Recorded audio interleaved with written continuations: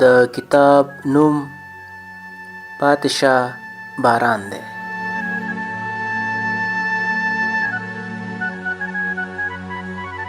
لیکوال مصطفی سالک. غږ عمران غنی صافی. د کتاب غږیزه بڼه د کتابتون ویبسایټ، کتابتون یوټیوب چینل او کتابتون فیسبوک پاڼې څخه اورئ.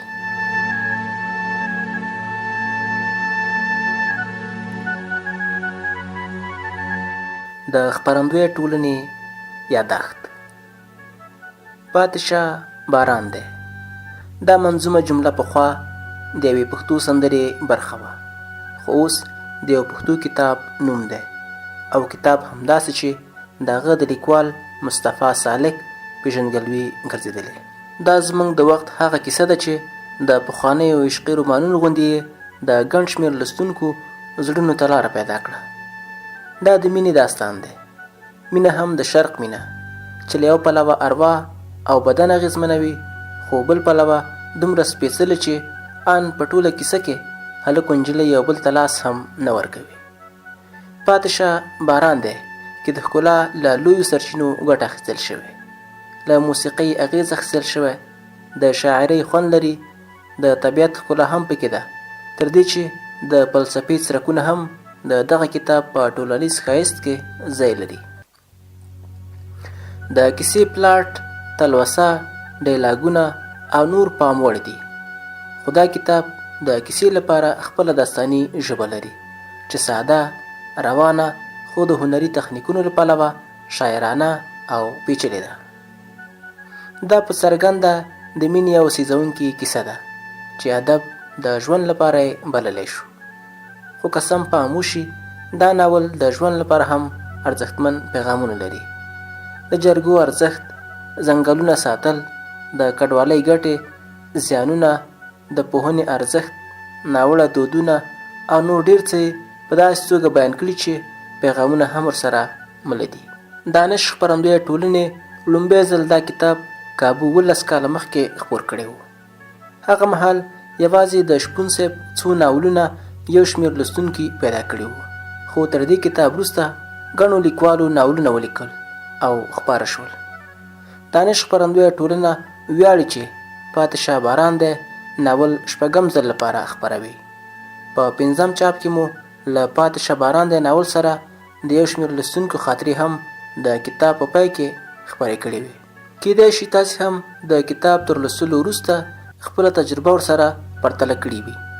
دانش خپرندویه ټولنه ښاغلي مصطفی سالک ته د ښه ژوند د دعا ترڅنګ د لا ښو شهکارو اثارو د لیکلو توان غواړي. درنښت، دانش خپرندویه ټولنه.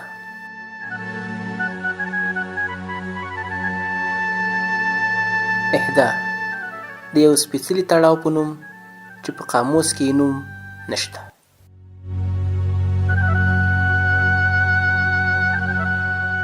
داسې ورځ به کمه راتله چې زه دې ټولګي ته راشم او د هغې سندره دې ونه اورم.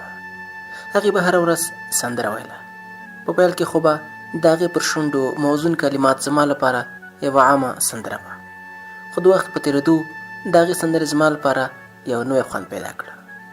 زما احساسات به یې داسې په لړزه راوستل لکه د غره ویاله چې په خپله نرمه او غلې سندره د خپلو غاړو نازک واښه په نڅاره ولي. زموږ ټولګی هم عجیبه و، بس چې د ښوونکي سترګې به پناه شوې، هر څه به بدل شول. په یو کونج کې به یې داسې شور ماشور و لکه د مني په ماښام کې چې چنچڼې د ځنګله په ونو کې چڼېدل. د خپل ژوند یوازینی مقصد ګڼي. خو په بل کونج کې به د څانګې غلې سندرې سړي ته د څېړیو په پاڼو کې د نرمې هوا نڅا پیدا کېدونکې نغمه یادوله. بیا به چې استاد راغی، په صنف کې د سهارنۍ شپې خاموشي خپره شوه او ټول زده کوونکي به خپلو څوکیو کېناستل. نو زما ذهن به د ماضي په لور ګام واخیسته او پر هغو شیبو به تم شو چې څانګه د لومړي ځل لپاره زموږ ټولګي ته راغلې وه. زموږ ښوونځی پېښور ښار سره نږدې و. نور کړه وړه یې د افغان مهاجرینو د عامو ښوونځي و. بس دومره خبره وه چې نجونو او هلکانو به په ګډو ټولګیو کې زده کړه کوله. د ښوونځي ښکلې او پخې ودانۍ ګڼې خونې درلودې، خو زموږ د ټولګي کوټه خامه وه. کله چې د زده کوونکو او ټولګیو شمېر ډېر شو، ادارې په عاجله توګه دا کوټه جوړه کړه او زموږ په برخه ورسېده. ښه مې یاد دي، په هغه ورځ ښوونکی تازه له ټولګي وتی و. اسمان د شړکنده باران په رګونو کې د برېښنا شوخې جلوې شیندلې، او چې د تندر ګړز به شو نو ځینې شوخې نجونې به په هیبتناکه ډول یو بل ته غاړې وتې او څرګنده به کړه چې ګنې تندر وویرولې. ځینې به غوږونو کې ګوتې منډلې. زمرک ورغږ کړه چې ځینې تاریخ پوهان په حقه پښتانه بن اسرائیل ګڼي. هغوی به هم د تندر د غورځېدو پر وخت د مرګ له ویرې په غوږونو کې هم ستاسو په څېر ګوتې ورکولې، او چې باران زور واخیسته نو د ټولګي چت څو ځایه په څڅېدو شو. بیا نو شوخو نجونو ته خدای ورکړه، له ځانونو سره راوړې چترۍ به یې په سرونو ونیولې او په ټولګي کې ښکته پورته کېدل پیل کړل. په همدغه ګډوډۍ کې یو ناڅاپه د لیسې سرمعلمه راننوته چې تر شا یې یوه لونده خیشته جنۍ هم ولاړه وه. حیا یې له رخسارو په اورېدو وه او په خپل لامده څادر یې د خپل بدن داغو برخو د پټولو هڅه کوله چې د جامو د لندوالي له کبله یې د ځوانۍ مرموز نمایش کاوه. سترګې یې ځلېدې او له زلفو یې د باران څاڅکي ورېدل، کټ مټ هماغسې لکه د سورو له شپې چې برخه اوري. نجلۍ ښکلې او جذابه وه، ځکه خو ټول هلکانو په تږو سترګو ورکتل.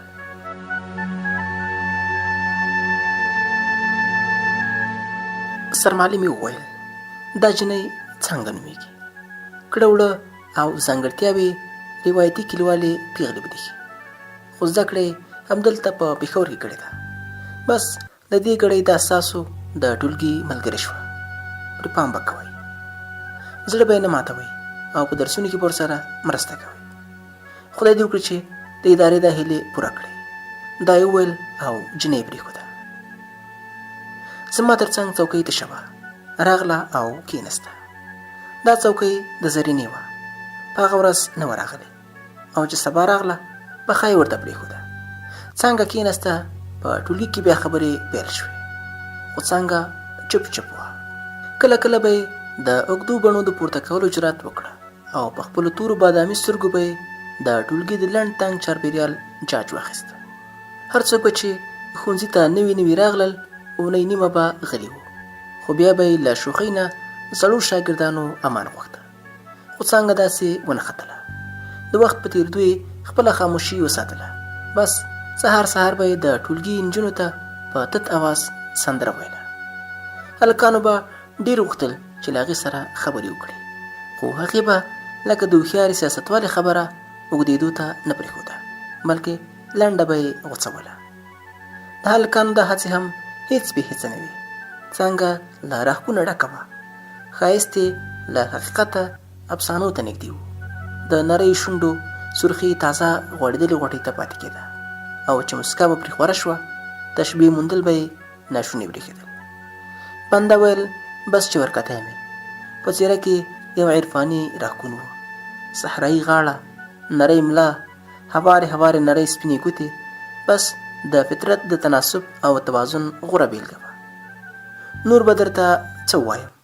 د حمزه بابا خبره د ګوړې چکۍ وه. کله هرې ډډې به دې په نظر وڅکله خوږه وه، او زلفې داسې تورې اوږدې او درنې وې چې څه به درته وایم. زرینې به کله کله په شوخۍ سره ورته وویل ظالمې، دا غرونه غرونه زلفې به دې اوږې ماتې کړي، او نری ملا خو دې لوی ګواښ دی، زه به یې در سره ګرځوم. دا به یې وویل، د څانګې زلفې به یې پر خپلو اوږو خورې ورې کړې، او داسې به په کړس کړس به یې وخندل لکه ځوانه برېښنا چې د ګورو وریځو لاندې غځونه وکړي. د څانګې څوکۍ که هر څو زما تر څنګ وه، خو په کومه ورځ به مو چې د جغرافیې حساب درلود، کله کله به یې زما پر لور سترګې راړولې. د هغې پاملرنه زما د خوښۍ سبب ګرځېده، خو یو پریشانوونکې معما هم وه. دا زما لپاره ستر سوال و چې څانګه اخر ولې په هغه ورځ زما په لور سترګې راړوي چې د جغرافیې مضمون لرو. خو هېڅ نه کېدل، او دغه راز لکه د تیره ازغي لا پسې زما پر ذهن ښه کېده. هڅه به مې کوله چې د څانګې د دې عجیب حرکت په اړه فکر کول پرېږدم او ځان د استاد په تشریح کې ډوب کړم. کله به په دې هڅه کې پاتې راتلم او کله بریالی کېدم، خو چې ښوونکی به نه و ځان به مې بل راز مشغوله و. پر شونډو مې لکه راګ بې کلماتو زمزمه خپروله. تشه زمزمه به نه وه، کومه پښتو ولسي سندره به وه، خو اواز مې خوږ نه و. له همدې کبله مې د کلماتو له ادا کولو ډډه کوله او ورو ورو مې لکه د رباب تشه نغمه ویله. شپې ورځې تېرېدې، د ژمي رخصتۍ راغلې. زه چې له خپل سیلاني طبیعت ته مجبور یم د زمرک سره سوات ته لاړم. سره له دې چې عام وګړي په اوړي کې سوات ته ځي، خو موږ د واورو مینې په ژمي کې بوتلو. د فطرت په منظرو کې ورک شو. خو بیا مې هم کله کله د جغرافي ساعت او د څانګې په ترڅ کتل رایادېدل. مرمرین وجود به یې لکه د یوې خیالي ښاپېرۍ په څېر د سیند په څپو کې غځونې کولې. کله کله به مې هلته هم زړه تنګ شو. ویل به مې چې وزرې وکړم او د سکون کومې ښکلې درې ته پرواز وکړم، خو دا ناشونې وه. خو په یوه خبره کې مې بخت بیدار و او هغه دا چې زمرک راسره و. هغه په ټولګي کې زما تر ټولو نږدې ملګری و. ډېر ښه صفتونه یې لرل، خو ذهانت او شوخي هم زما ډېره خوښه وه. د هغه سره مې خبرې اترې کولې، خو کله کله به ترې ګوښه شوم.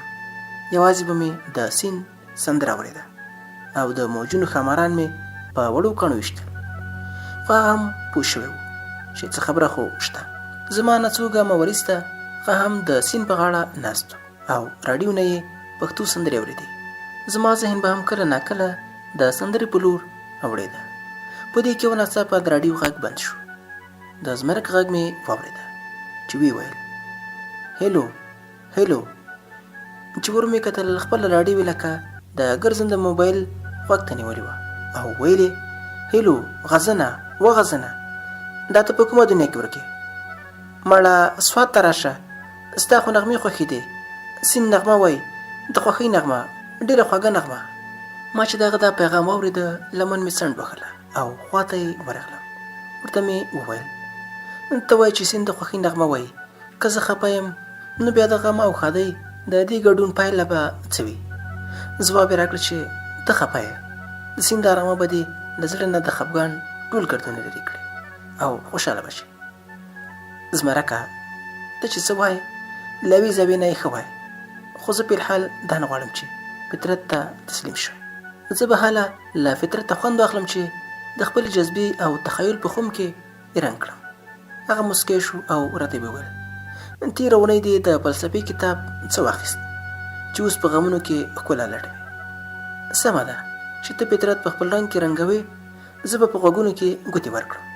ته د غر نښترو ته اواز وکړه چې ټول سرندې شي، اوره بیا د ویر او غم سندرې. زمرکه فطرت تر موږ ډېر پهلوان دی، صرف په خیال کې مو پرې وسپار دی. د حقیقت په دنیا کې زموږ نه بلکې د خپلو ثابتو قوانینو منونکی دی. ښه که ته خپله دنیا په خیال او تصور کې جوړوې نو بیا خو ما تېری وکړه چې ستا د خیالونو دنیا مې ړنګه کړه. زمرکه له دې فلسفو به تېر شو. غور به وکړو چې اوس کول څه پکار دی. په مسکا یې راته وویل سمه خبره دې وکړه، د دې ځایه پښې ویستل پکار دي. زما هم خوښ نه شو. منحوس غوندې ځای دی، ما او تا پکې ډزې وکړې، خو زه خیر بلا و برکتي نه و، هوایي ډزې وې. زمرک خبرې کولې چې ناڅاپه یې له خولې ووتل وزرې خو نه لرو چې وهلوځو او د ټولو هسکو غرونو ننداره وکړو، خو پښې لرو چې ځه د غره سر ته وخېږو. دا سیند به له هسکه ځایه خامخا یو داسې سپین ښامار ښکاري چې له ډېره جنونه به یې خوله زګونه کوي. خو زه وایم چې د ښامار پر ځای د چندڼو نغمې واورو. غوږ شه، د پورې غاړې نه د رباب اواز راځي. مطرب خپل فریاد ته څومره ښکلې نغمې جامې اغوستې. زه چې نن له دې قلندرانه بنډار نه پیس واخلو، ښه چې راتلو نو له حجرې مې رباب راخیسته، منع دې کړم. اوس یې د نغمو زنځیرونه زړه راکاږي. د ټولګي په انداز مې ورته وویل ته مې ځکه د رباب له راوړلو ایثار کړه چې دروند نه شي. زه خبر وم چې په سوات کې ربابونه ډېر دي، ساړه مو کنګل کوي. زه چې ورځو. زمرک راته وویل که ورځو هم خو څه حال به یې راوباسو. زمرکه د رحمان بابا دیوان خو راسره نشته چې په پال پرېکړه وکړو. نور ستا خوښه د ګوتو ښکېل راسره کوې او که شعر خط ولو. ځواب یې راکړه ناشنا یو کاڼی راواخله او دغه کمر بیخ کې د ولاړو اوبو منځ ته یې وله. که څپې تر کمر ورسېدې ستا او که ونه رسېدې او که نه زما خبره به منې. ما هم کاڼی راواخیسته او اوبو ته مې وویشته. ښه وڅپو یې کمر ته خوله ورکړه. زمرک نه بل جواز درلود او نه ځواب. راسره روان شو خو بیا هم د خپل شوخ فطرت نه مجبور و. ولې چل دې وکړه خو زه خیر دی ما درته د کاڼي وویل تا د نر زوی هم داسې درغنه راواخیسته چې په عمر به دې نه وه جګه کړې. هسې نه نوم مې درته ویستی وي. په خندا مې ورته وویل نه زه بیخي روغ رمټ یم. چابک د رباب محفل ته درځه. په دې خبره ما او هغه دواړه په خندا شو او د رباب بنډار ته ورغلو.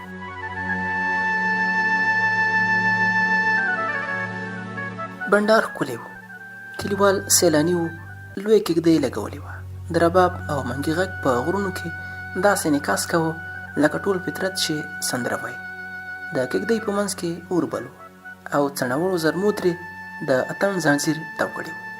حیران خو هغه وخت شوم چې زمرک رباب په غېږ کې ونیو او یو ځل بیا له سره یې د سوات غرونه له نغمې وپنځول. بنډار پای ته ورسېد. د هوټل پر لوري رهي شو. زمرک ته مې وویل اشنا هره ورځ به دې رباب کوه. نن مې ومنله چې په زړه کې دې جوش او په ګوتو کې دې کوړي دي. زړه خو مې غواړي چې بس له ننه دې ادم خان وبولم. نه اشنا ډېر پام به کوې. زه د وخت له درخانۍ ویرېږم بلکې سخت ویرېږم. همدا خپل نوم زمرک مې په سر سترګو قبول او منظور دی. ښه ما ته به رباب را زده کړې؟ هو خو هله چې درخانۍ پیدا کړې بس داسې وګڼه چې در مې موندلی او خانۍ ته لا ورځې پاتې دي. مطلب دا چې د رباب تنه مې موندلې خو تارونه ورخېجولې پاتې دي.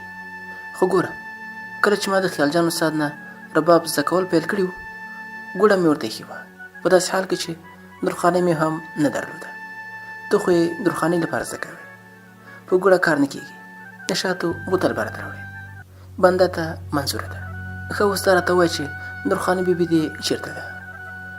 دا به درته ووایم خو هله چې رباب را زده کړې.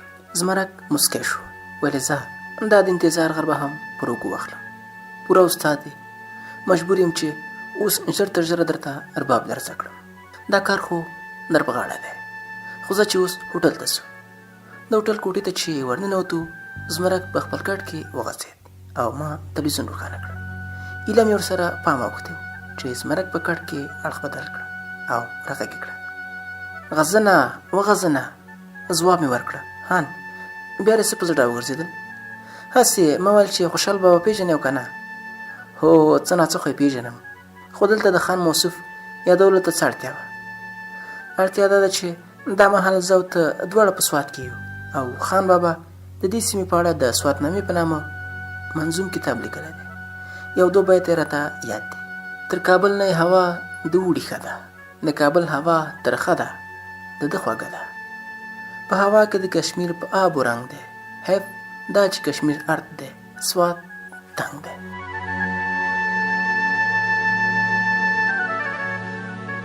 زړګیه زه چې لومړی ځل سوات ته راتلم د پښتو لیکونکي مې سواتنامه اخیستې وه او د هغه وخت له سواته مې ځان خبر کړی و. پاتې شوه دا خبره چې خوشحال بابا د سوات او کشمیر ترمنځ ورته والی لیده.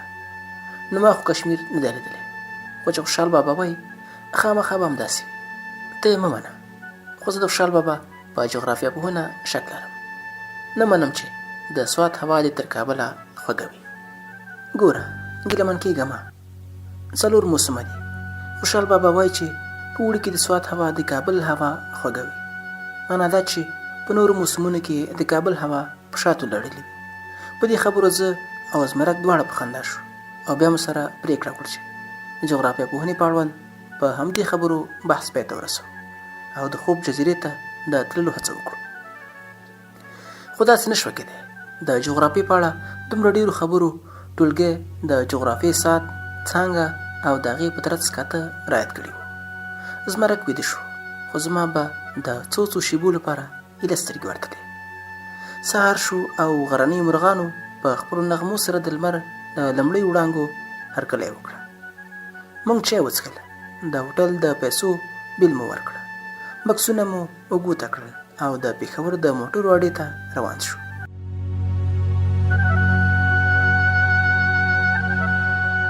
پر لاره مو د شنو غرونو، سیند، مرغانو، ځناورو، سیلانیانو او غرنۍ وګړو ننداره کوله.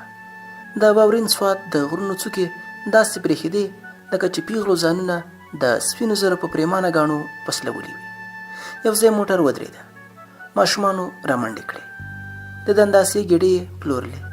زمرک راته وویل عجیبه ده، خلک دلته د مزو لپاره راځي، خو خپل اوسېدونکي په بده ورځ دي. تر دې چې واړه ماشومان په دې کنګل کنګل واورین چاپېریال کې موټر پسې د دنداسې ګېډې ځغلوي. اخر ولې؟ ورته مې وویل ستا د ولې ځواب ښایي د ماضي د حافظې په کوم ګوټ کې خوندي وي، خو زما په خیال دلته غرونه دي، د کر وړ ځمکې لږې دي، له ښاره لرې دي، چې سړی سهار مزدورۍ پسې وځي ماښام راشي. غر د حکومت تر ولکې لاندې دی، خو که خلقو ته وسپارل شي ژر به سپېره شي. زمرک پوښتنه وکړه حکومت هیڅ نشي کولی؟ ولې نه؟ خو که دلته کارخانې راشي، ښار راشي، فطري او ځنګلي ښکلا له منځه ځي. د سیلانیانو د زړه راښکونې لپاره دا خلک همداسې وروسته پاتې ساتل شوي. دا خلک داسې مثال لري لکه چې په واورو کې وچ شوي وي او د نړۍ د خلقو لپاره ترې موزیم جوړ شوی وي. بله بېلګه یې نورستان او له غرونو بله غاړه د چترال کافرستان دی. امیر عبدالرحمن خان د خپلې واکمنۍ په کلونو کې نورستانیان مسلمانان کړه، خو بل پلو کافرستان په زړه بڼه له خپلو کفري دودونو سره د نړۍ د نندارې لپاره موجود دی. زمرک پوښتنه وکړه دا ښه کار دی که بد؟ ما ورته وویل د کافرستان ساتل د یو مغربي لرغون پېژندونکي په اند ښه کار دی، خو مسلمان مبالغ به یې خامخا غندنه کوي. زمرک وخندل. ته هم عجیبه استدلال کوي، هغه څه خبره نه کوي چې دا څیز ښه دی او که بد. رښتیا هم همداسې ښکاري. د اشیاو ارزښت نسبي دی. یو څیز له یوې زاویې ښه او له بلې بد کېدی شي. له دې خبرو وروسته خاموش شو.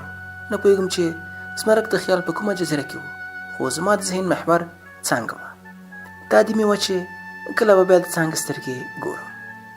پېښور ته راورسېدو. خپل سامان راسره و او څه ناڅه غرني سوغاتونه مو اخیستي وو. بار دروند برېښېده. ګاډۍ مو ونیوله. د زمرک د کور په لاره وو. اول هغه کوز شو او بیا زه. څو شېبې وروسته زه خپل کاله ته ورسېدم. د رخصتۍ 2 ورځې پاتې وې.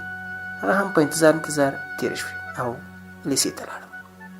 بیا د استاد د راتلو تر مخه په ټولګي کې شر او شور و، خو ما له وروستي کتاره غلې او خوږه سندره اورېده. کټ مټ هغسې وه لکه د ګلورینې څانګې په نرمو لوړو ژورو کې چې د سهار باد له مستانه رقصه پیدا کېږي. سندره په ختمېدو وه. زرینه راننوته. څانګه یې ښکل کړه. د څو اونیو تږې وه. د شونډو بېواکه خرپې د ټولګي په شور کې داسې وبرېښېده لکه تنکۍ څنګه چې د مرغانو د سیل تاب رانوړي. ماته شي او سندریز غږ یې په شنه ځنګله کې تر لرې لرې خپور شي. زرینه او څانګه ملګرې وې او بیا دواړه نجونې وې، خو بیا هم دې ښکلو زما په زړه کې د رقابت سپرغۍ وشڼېدلې. نه پوهېدم چې څه وکړم. د تختې خوا ته لاړم. تباشیر مې راواخیسته او د غره یو انځور مې وکړ. زه انځورګر نه وم، خو د فطرت سره د مینې له کبله مې د غره د انځور د ښکلو لپاره غیر منظم خو پوره ریاضت کړی و. انځور پوره شو او تر لاندې مې ولیکل: فطرت له جمال او جلاله ډک د خدای جل جلاله هغه کتاب دی چې د نړۍ د هر نالوستي انسان سترګې هم لوستی شي. دا جمله مې لیکلې وه. یو ځل بیا مې لوسته چې د جغرافیې ښوونکې راننوته. غوښتل مې چې تخته بېرته پاکه کړم، خو چې د ښوونکي سترګې مې پکې خښې ولیدې جرات مې ونه کړه. نیغ لاړم او په خپله څوکۍ کېناستم. ښوونکي ته انځور او ترې لاندې لیکل شوې جملې خوند ورکړه. ستاینه یې وکړه. د غرونو په اړه یې ښایسته اوږده شېبه خبرې وکړې. دا بېله خبره ده چې د غرونو د ښکلاییز ارزښت پر ځای د هغوی په جغرافیوي او ټولنیز ارزښت ډېر ټینګار وکړو. ولې غرونه زلزلو مخه نیسي، کانونه لري، څړځایونه لري، ځنګلونه لري او ځنګلونه بیا د میوې باغونه، د ځناورو کورونه، د مرغانو ځالې او نور ډیر څه لري. د باران اورښت ته لاره برابروي او د نیرونو مخه نیسي. خو په ټولو کې وروستۍ جملې خوند راکړه چې ویل غرونه او ځنګلونه د ځمکې ګڼه ده. ما د ښوونکي د وینا پر مهال د هغې خبرې اورېدې، خو کله کله به مې څنګه هم د سترګو له کونجو څارله. ځینې وخت به یې سترګو لکه د غرنیو عقابونو زما په لور ځغلنده پرواز کوه. د جغرافیې ساعت پای ته ورسېد او استاده ووته. څانګې ما ته رامخ کړه او په لومړي ځل یې راسره داسې خبرې پیل کړې چې نیغ په نیغه یې د درس سره تړاو نه درلود. غزنه، غرونه دې ډېر خوښ دي؟ هو، غرونه، سیندونه، بلکې ټول فطرت مې خوښ دی. که غلطي نه کوم نو تاسو د تختې لانځوره دا پر ځای اټکل وکړه. څانګه په خندا شوه، ویلې تاسو تېروتی. زه له پخوا نه پوهېدم چې په غرونو مین یې. حیرانوونکې ده، ما خو له تا سره هېڅکله په دې اړه خبرې نه وې کړې. د دې پر ځای چې څانګه ځواب راکړي، دوراني سترګې په نرۍ شرابي مسکا پکې خپره وه. زما سترګو سره وجنګولې، لاس یې زما کتابونو ته ورتیر کړه او په مسکا یې راته وویل ستاسو په اجازه. زما د جغرافیې کتاب یې راپورته کړه، په غور یې وزیر او راته وویل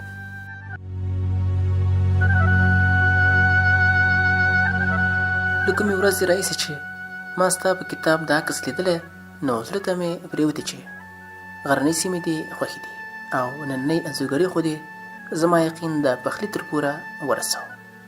زړه مې ولوېده. له ځان سره مې وویل اخر د معما حل دا راوته. تا ما ته نه بلکې انځور ته کتل.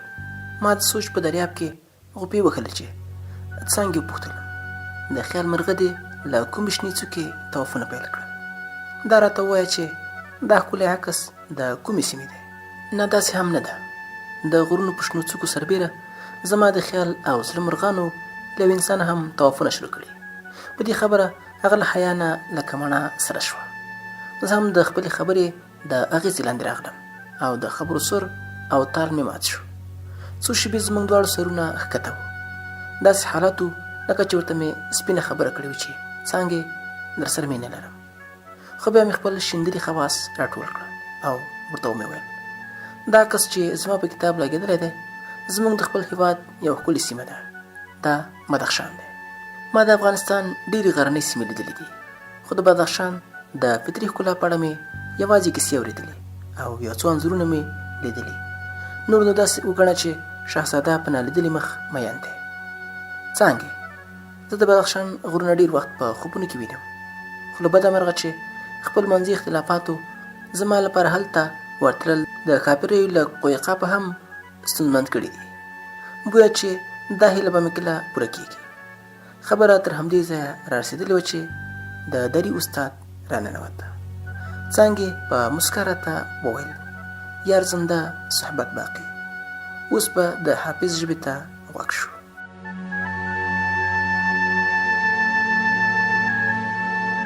پس له دې ورځې به اکثره وخت ما د کتاب پر ځای د رباب په تارونو او د نغمو په مریو د څانګې یادونه لمانځل. ډېر ځل مې د زمرک دوی په حجره کې له ماښامه تر سهاره له رباب سره شوګیرې کړي دي. خو ښوونځي ته به هم په خوښۍ سره تلم، ځکه چې څانګه به راسره غږېده او له یوې ورځې نه بلې ته نور هم په زړه راننوته. په هر بنډار کې مې په زړه ورېده. هر چا سره مې ناسته تر جسمه تړلې وه. پر روح مې د څانګې د ښایست سیوری خپور و. رباب مې د زړه لویه تکیه وه.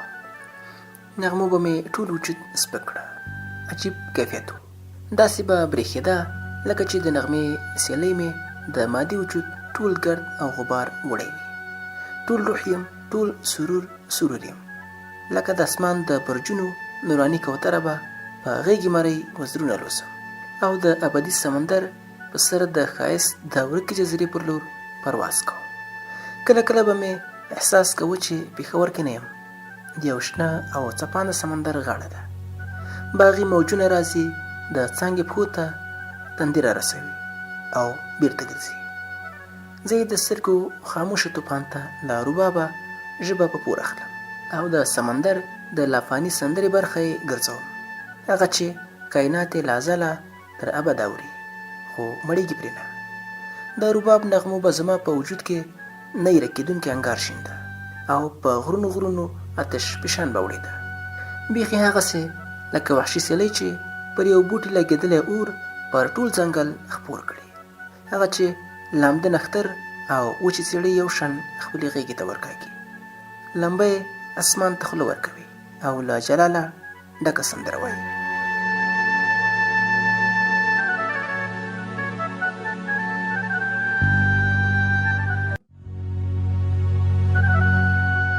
یوه ورځ چې ښوونځي ته لاړم او د څانګې سترګې مې لکه د بزکشۍ اسونه په مستۍ کې ولیدې، نو پوه شوم چې د صبر واګې مې له واکه په وتو دي.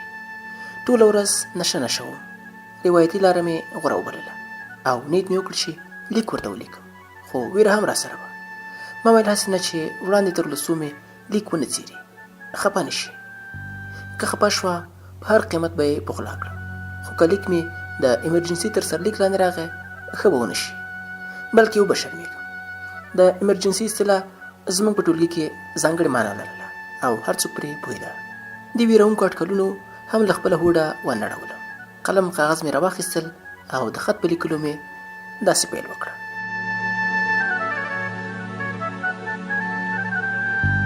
زما وجود پر کائناتو د نغمو خورې ورې څانګې، د ښایست سور او تال دې مات نشه، سپین سترګې مې ګڼې او که مطلبي، بې وقوفه درته ښکارم او که لیونی. ستا خوښه ده خو زه مجبور یم، بلکې بیخي مجبور یم. ستا دې په خپلو نوراني سترګو قسم وي، ستا دې په خپلو وریښمینو سندرو قسم وي. زما الفاظ یو ځل ولوله، ایله یو ځل وایي چې روحونه لکه د وجود سور او تال جوړه پیدا کېږي، یو د بل مینه او تکمیل وي، خو پلک غمازي کوي، یو په یوه زمانه کې دنیا ته راشي او بل په بله کې، لیدې کاته یې ونه شي، زندګي یې زندان شي او یو ورځ د ژوند سقرات د اجل شراب وڅکي، بیا نو تر محشره په لحد کې د زړه داغ د انتظار څراغ وګرځوي. بیا به څه کېږي والله اعلم. کله کله په یوه زمانه کې راشي، خو یو د مشرق شي او بل د مغرب، دا ټپه یې انځور دی چې د دیدن نصیب یې نه وي په یو کوڅه کې سره وړاندې وروسته شینه.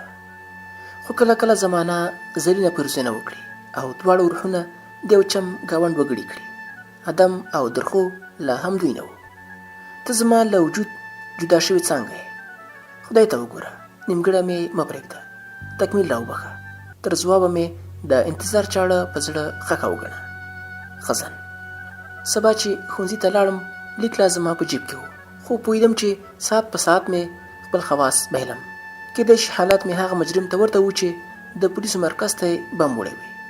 تفریح کې ښه موقع په لاس راغله، اخوا دېخوا مې وکتل، 2-3 کسه په ټولګي کې پاتې وو، خو خپل نوټونه یې رسول. څانګه او نور زده کوونکي د باندې وتلي وو. لیک خو مې د څانګې د الجبر په کتابچه کې کېښود، خو ما ته ځمکې ځای نه راکاوه. ایسارېدل راته لویه نفسیاتي ستونزه ښکارېده. په لنډو ټکو مې د رخصتۍ یو رقه ولیکله، سره د دې چې ټول ښوونکي په اداره کې راغونډ وو او دا پوښتنه یې ذهن ته راتله چې زه ولې رخصت اخلم. خو رقه مې له مدیر صاحب نه راامضا کړه، هېڅ چاته مې ورنه کړه، د حاضرۍ په کتاب کې مې کېښوده او د لیسې دروازې ته مې مخه کړه. بیا نو هغه د درویش دراني خبره، زه په داسې تلوار ووتم جانانه، لکه خلاص شي څوک بندي شي له زندانه. د اطمینان ساه مې واخیسته او د کور په لور روان شو.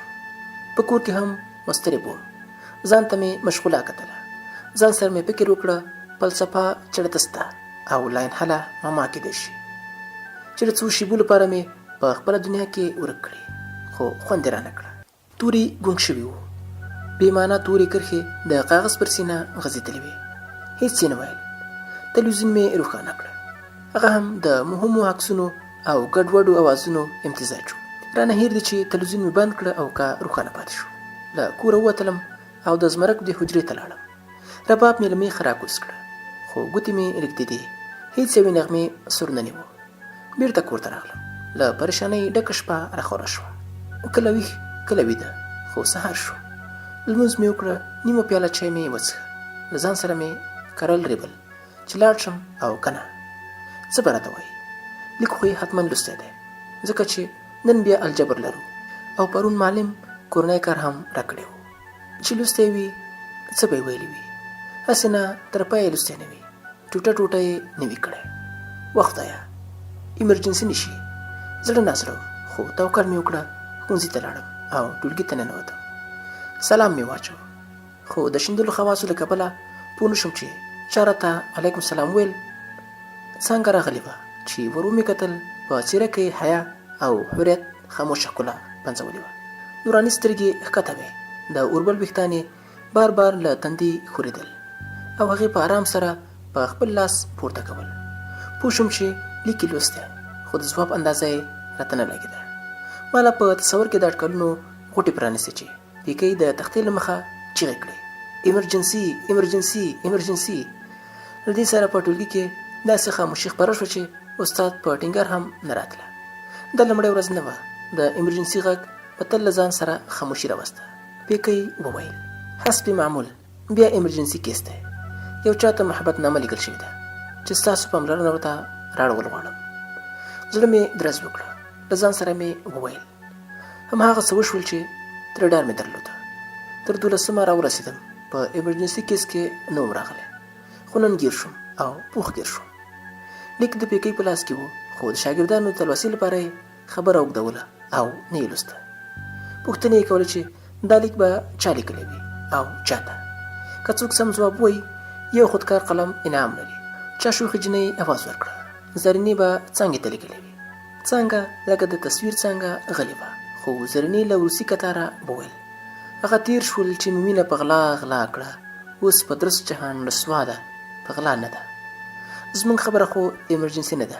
هر څوک پوهېږي چې څانګه زما ملګرې ده زمرک ورته وویل په ارامه کښېنه دا لندن نه دی چې له جنۍ سره دې د جنۍ مینه جواز پیدا کړي محترمه ستا له قانوني معلوماتو یوه روپا مننه زموږ مینه داسې پرنګۍ هم نه ده چې ته یې انګېرې د مشرق تقدس خو هم موږ نجونو ساتلی ګنې ستاسو زړونه خو به د اروپا په عیاشۍ هم ساړه نه شي زمرک په دې ځواب پریشانه غوندې شو له زرینې بښنه وغوښته او ورته ویې ویل چې زما مقصد یوازې او یوازې ټوکه وه که زه پوهېدی چې ته پرې خفه کېږې یوه کلمه به مې هم نه وویلې دې خبرو نور هم پریشانه کړم ځکه چې زرینه د څانګې ملګرې وه بله دا چې د هلکانو کردار ته ګوته نیول شوې وه په ټولګي کې لاړ کلونه روانو چې پیکۍ وویل بی کوایټ غلی شئ هوایي ډز مه کوئ د بې ګناه خلقو پر سرونو پرېوځي دا محبت نامه د 11 ټولګي یو ماډرن مجنون ماته لیکلې ده نو ځکه یې لوستل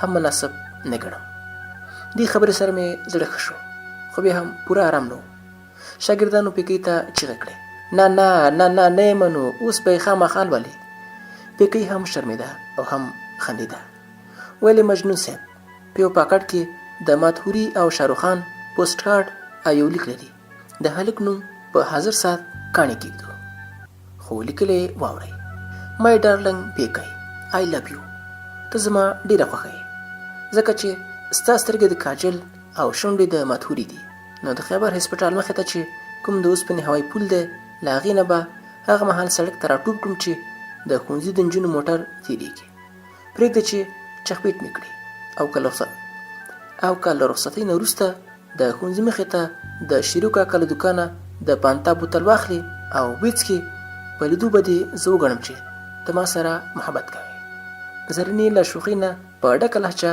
ورغږ کړه د پانتا پیسې رالېږلي که نه پیکۍ وخندل او د ټوکې په انداز یې وویل که پیسې رالېږلی وی ولې به یې کیس ایمرجنسي کېده خبرې تر همدې ځایه رارسېدلې وې چې ښوونکی راننوته پیکۍ ترې بښنه وغوښته او خپلې څوکۍ ته لاړه ښوونکي هیڅ هم ونه ویل ځکه چې ټول ښوونکي زموږ له شوخۍ نه خبر وو ډېر ځله داسې شوي چې ښوونکی به راغی موږ به څوکۍ یوې ډډې ته کړې وې او په ټولګي کې به مو اتڼ کوو ساعت ختم شو ښوونکی ووت او پیکۍ یو ځل بیا د تختې مخې ته ودرېده لیک او پوسټ کارډ یې لاس کې و موږ هیله درلوده چې په لیک کې به څه خبرې پاتې وي اوس به هغه ولولي خو پیکۍ وویل چې بل څه پکې نشته ټیپر ته ورته یو زړی رسم کړی دومره ډېر غشې پکې ښخ دي لکه پوځیانو چې پرې چانماري کړي وي پیکۍ دا وویل لیک او پوسټ کارډ یې ټوټه ټوټه کړل او له هماغه خپله پاکټ یې ورته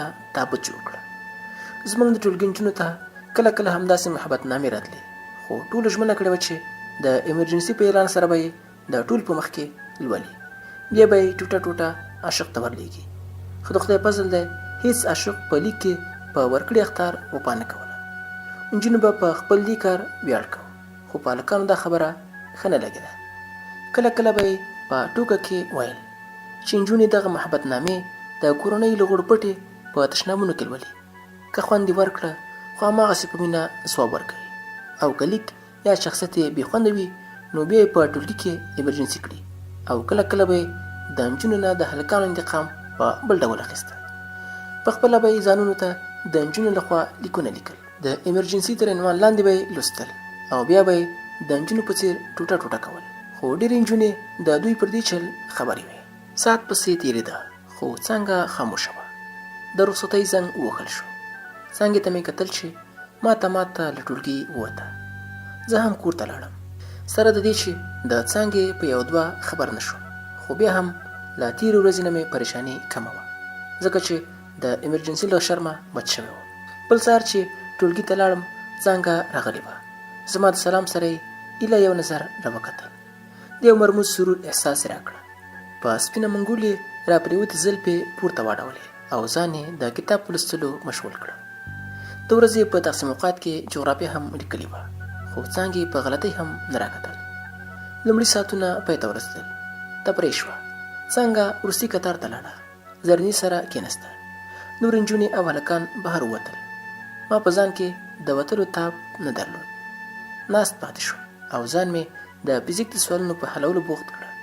قلم مې په سپین کاغذ ګرځېده، خو غوږ مې وروستي کتار ته و. زرني څانګې ته وویل چې نن سبا مړاوې ښکارې، کوم نوی باد خو به نه وي راوړلی. څانګې ورته په غلي او سنجیده لهجه وویل په اسانه ژبه راته ووایه څه ویل غواړې. زرینه ورته په خندا شوه. په اوږه یې ورته لاس واچو او په نرمه او خوږه ژبه یې ورته وویل ښکلې څانګې، بلکې زما خپلې څانګې، ولې خفه یې؟ ناروغه یې که کوم بد خبر دې اورېدلی؟ څانګه یو شېبه غلې وه.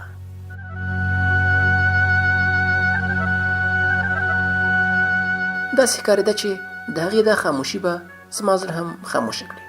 خو رښتیا ده چې تر ګل نازک انسان کله کله کاڼي نه هم کلک شي. خبرې بندې شوې. ځان مې لږ څه په ډډه کړه او د سترګو له کنجو مې وکتل. څانګې د زرني سترګو ته وکتل. قلم یې راواخیسته، سرپوښي ترې لرې کړه. په سپین چونه شوي دیوال یې ولیکل ایمرجنسي. څه ایمرجنسي؟ اخر د دنیا سترګو ته هم ولیدې؟ د دې په ځای چې ځان مې ستا په زلفو کې پټاوه، په کار وه چې ته مې چېرته پټه کړې وای، خو تر کومه به مې پټولې؟ لمر خو په ګوتو نه پټېږي. خیر دی، ښاپېرک سره خو به وروسته ګورو. اوس په تخته یوازې خبرتیا لیکم. ایمرجنسي. زرینه ودرېده، خو زما زړه ولوېده. بس قسمت مې معلوم. څانګې د لمنې له کونجه ونیوه او ورته یې وویل د خدای ومنه، مه کوه داسې، ولې مې شرموې؟ زرینه بېرته کېناسته او په شوخۍ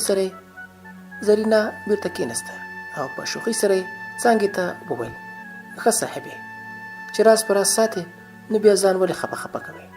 چا درته دومره پوخ دام کېښود چې له دواړو پښو پکې ونښتې؟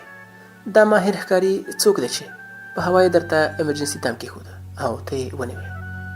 د زرني پوښتنې داسې وې لکه چې زه ملزم یم او د دعوې وکیلان زما د جرم د اثبات لپاره قاضي ته دلیلونه وایي. څانګه چوپ وه، خو چې څو ځله زرني ورته اوږه وسکونډله، په خوږه لهجه یې ترې پوښتنه وکړه.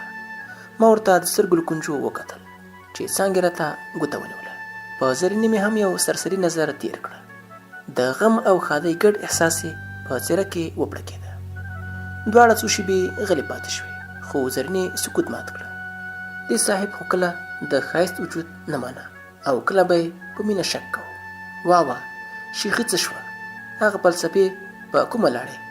بیا یې د څانګې لاس په خپلو لاسونو کې ونیو او ترېنه پوښتنه یې وکړه ایا تا ته د هغه مینه منظوره ده؟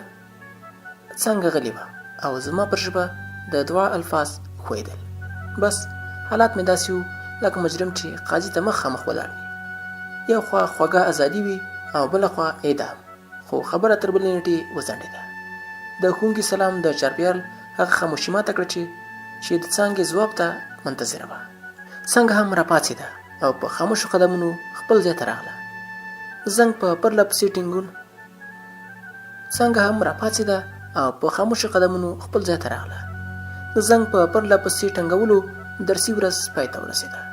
د څانګې خاموشه ځواب هیلهمن کړی و. د رخصتۍ زنګ نه و، هغه د حمزه بابا د اسرافیل شپېلۍ وه. روغ قیامت یې راوسته. له څانګې بیل کړم. کور ته لاړم. شېبې لکه پیلوزې تېرېدې، سیځونکې وې، خو زما د زړه په ژورو ګړنګونو کې خوږه نڅا کوله. سبا چې د ښوونځي پر دروازه ورننوتم، زرینه راته له مخکې ولاړه وه. ځان یې سنجیده کړه. پر شونډو یې دومره مسکا خپره کړه چې هیله احساس یې کېده. ویل یې خانه پرون له رخصتۍ وروسته څانګې ستا لیک راوښوده. دا د خبرو کوډې دې د همدې لپاره زده کړې وې چې په څانګه یې وکړې. د بې زبانه مخلوق په مینه به څوک باور وکړي. زرنې دا د څو کتابونو ګرځول زما د پوزې پیزوان شو. اور ولګه په ادب او فلسفه. زه خو یې په خوند مړ وم. د کوډو په نظر مې په عمر نه دي ورکتلي. زرینه مسکی شوه، خو دا ځل لږه ډېره. ویل یې غل مه نیسه چې غل به تا ونیسي.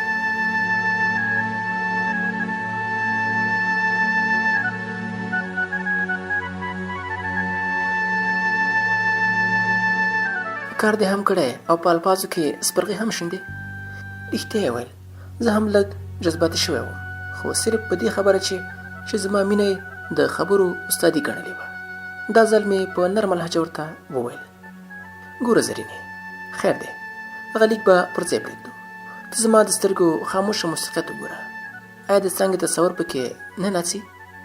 توري غریبان به زما د زړه خبره څه وکړي؟ زما مینه سمندر او توري د کلال پیالې دي. څنګه به یې ظرفیت ولري؟ زرینې په کړس کړس وخندل او ویې ویل: زه مرم له هغو چې ته بیا وایې. نور نه پوهېږم، څنګه دې د ځان په لور درکږه کړې ده.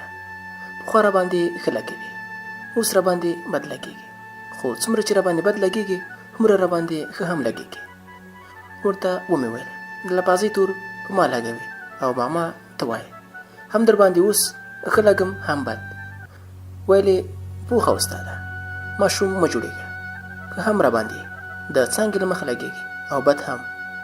ما غوښتل چې خبره یې بیخي بربنډه کړم، خو شوخ یې راوکتل او په تک تک یې وویل: عاقلان په یې نقطه نه ګرځند.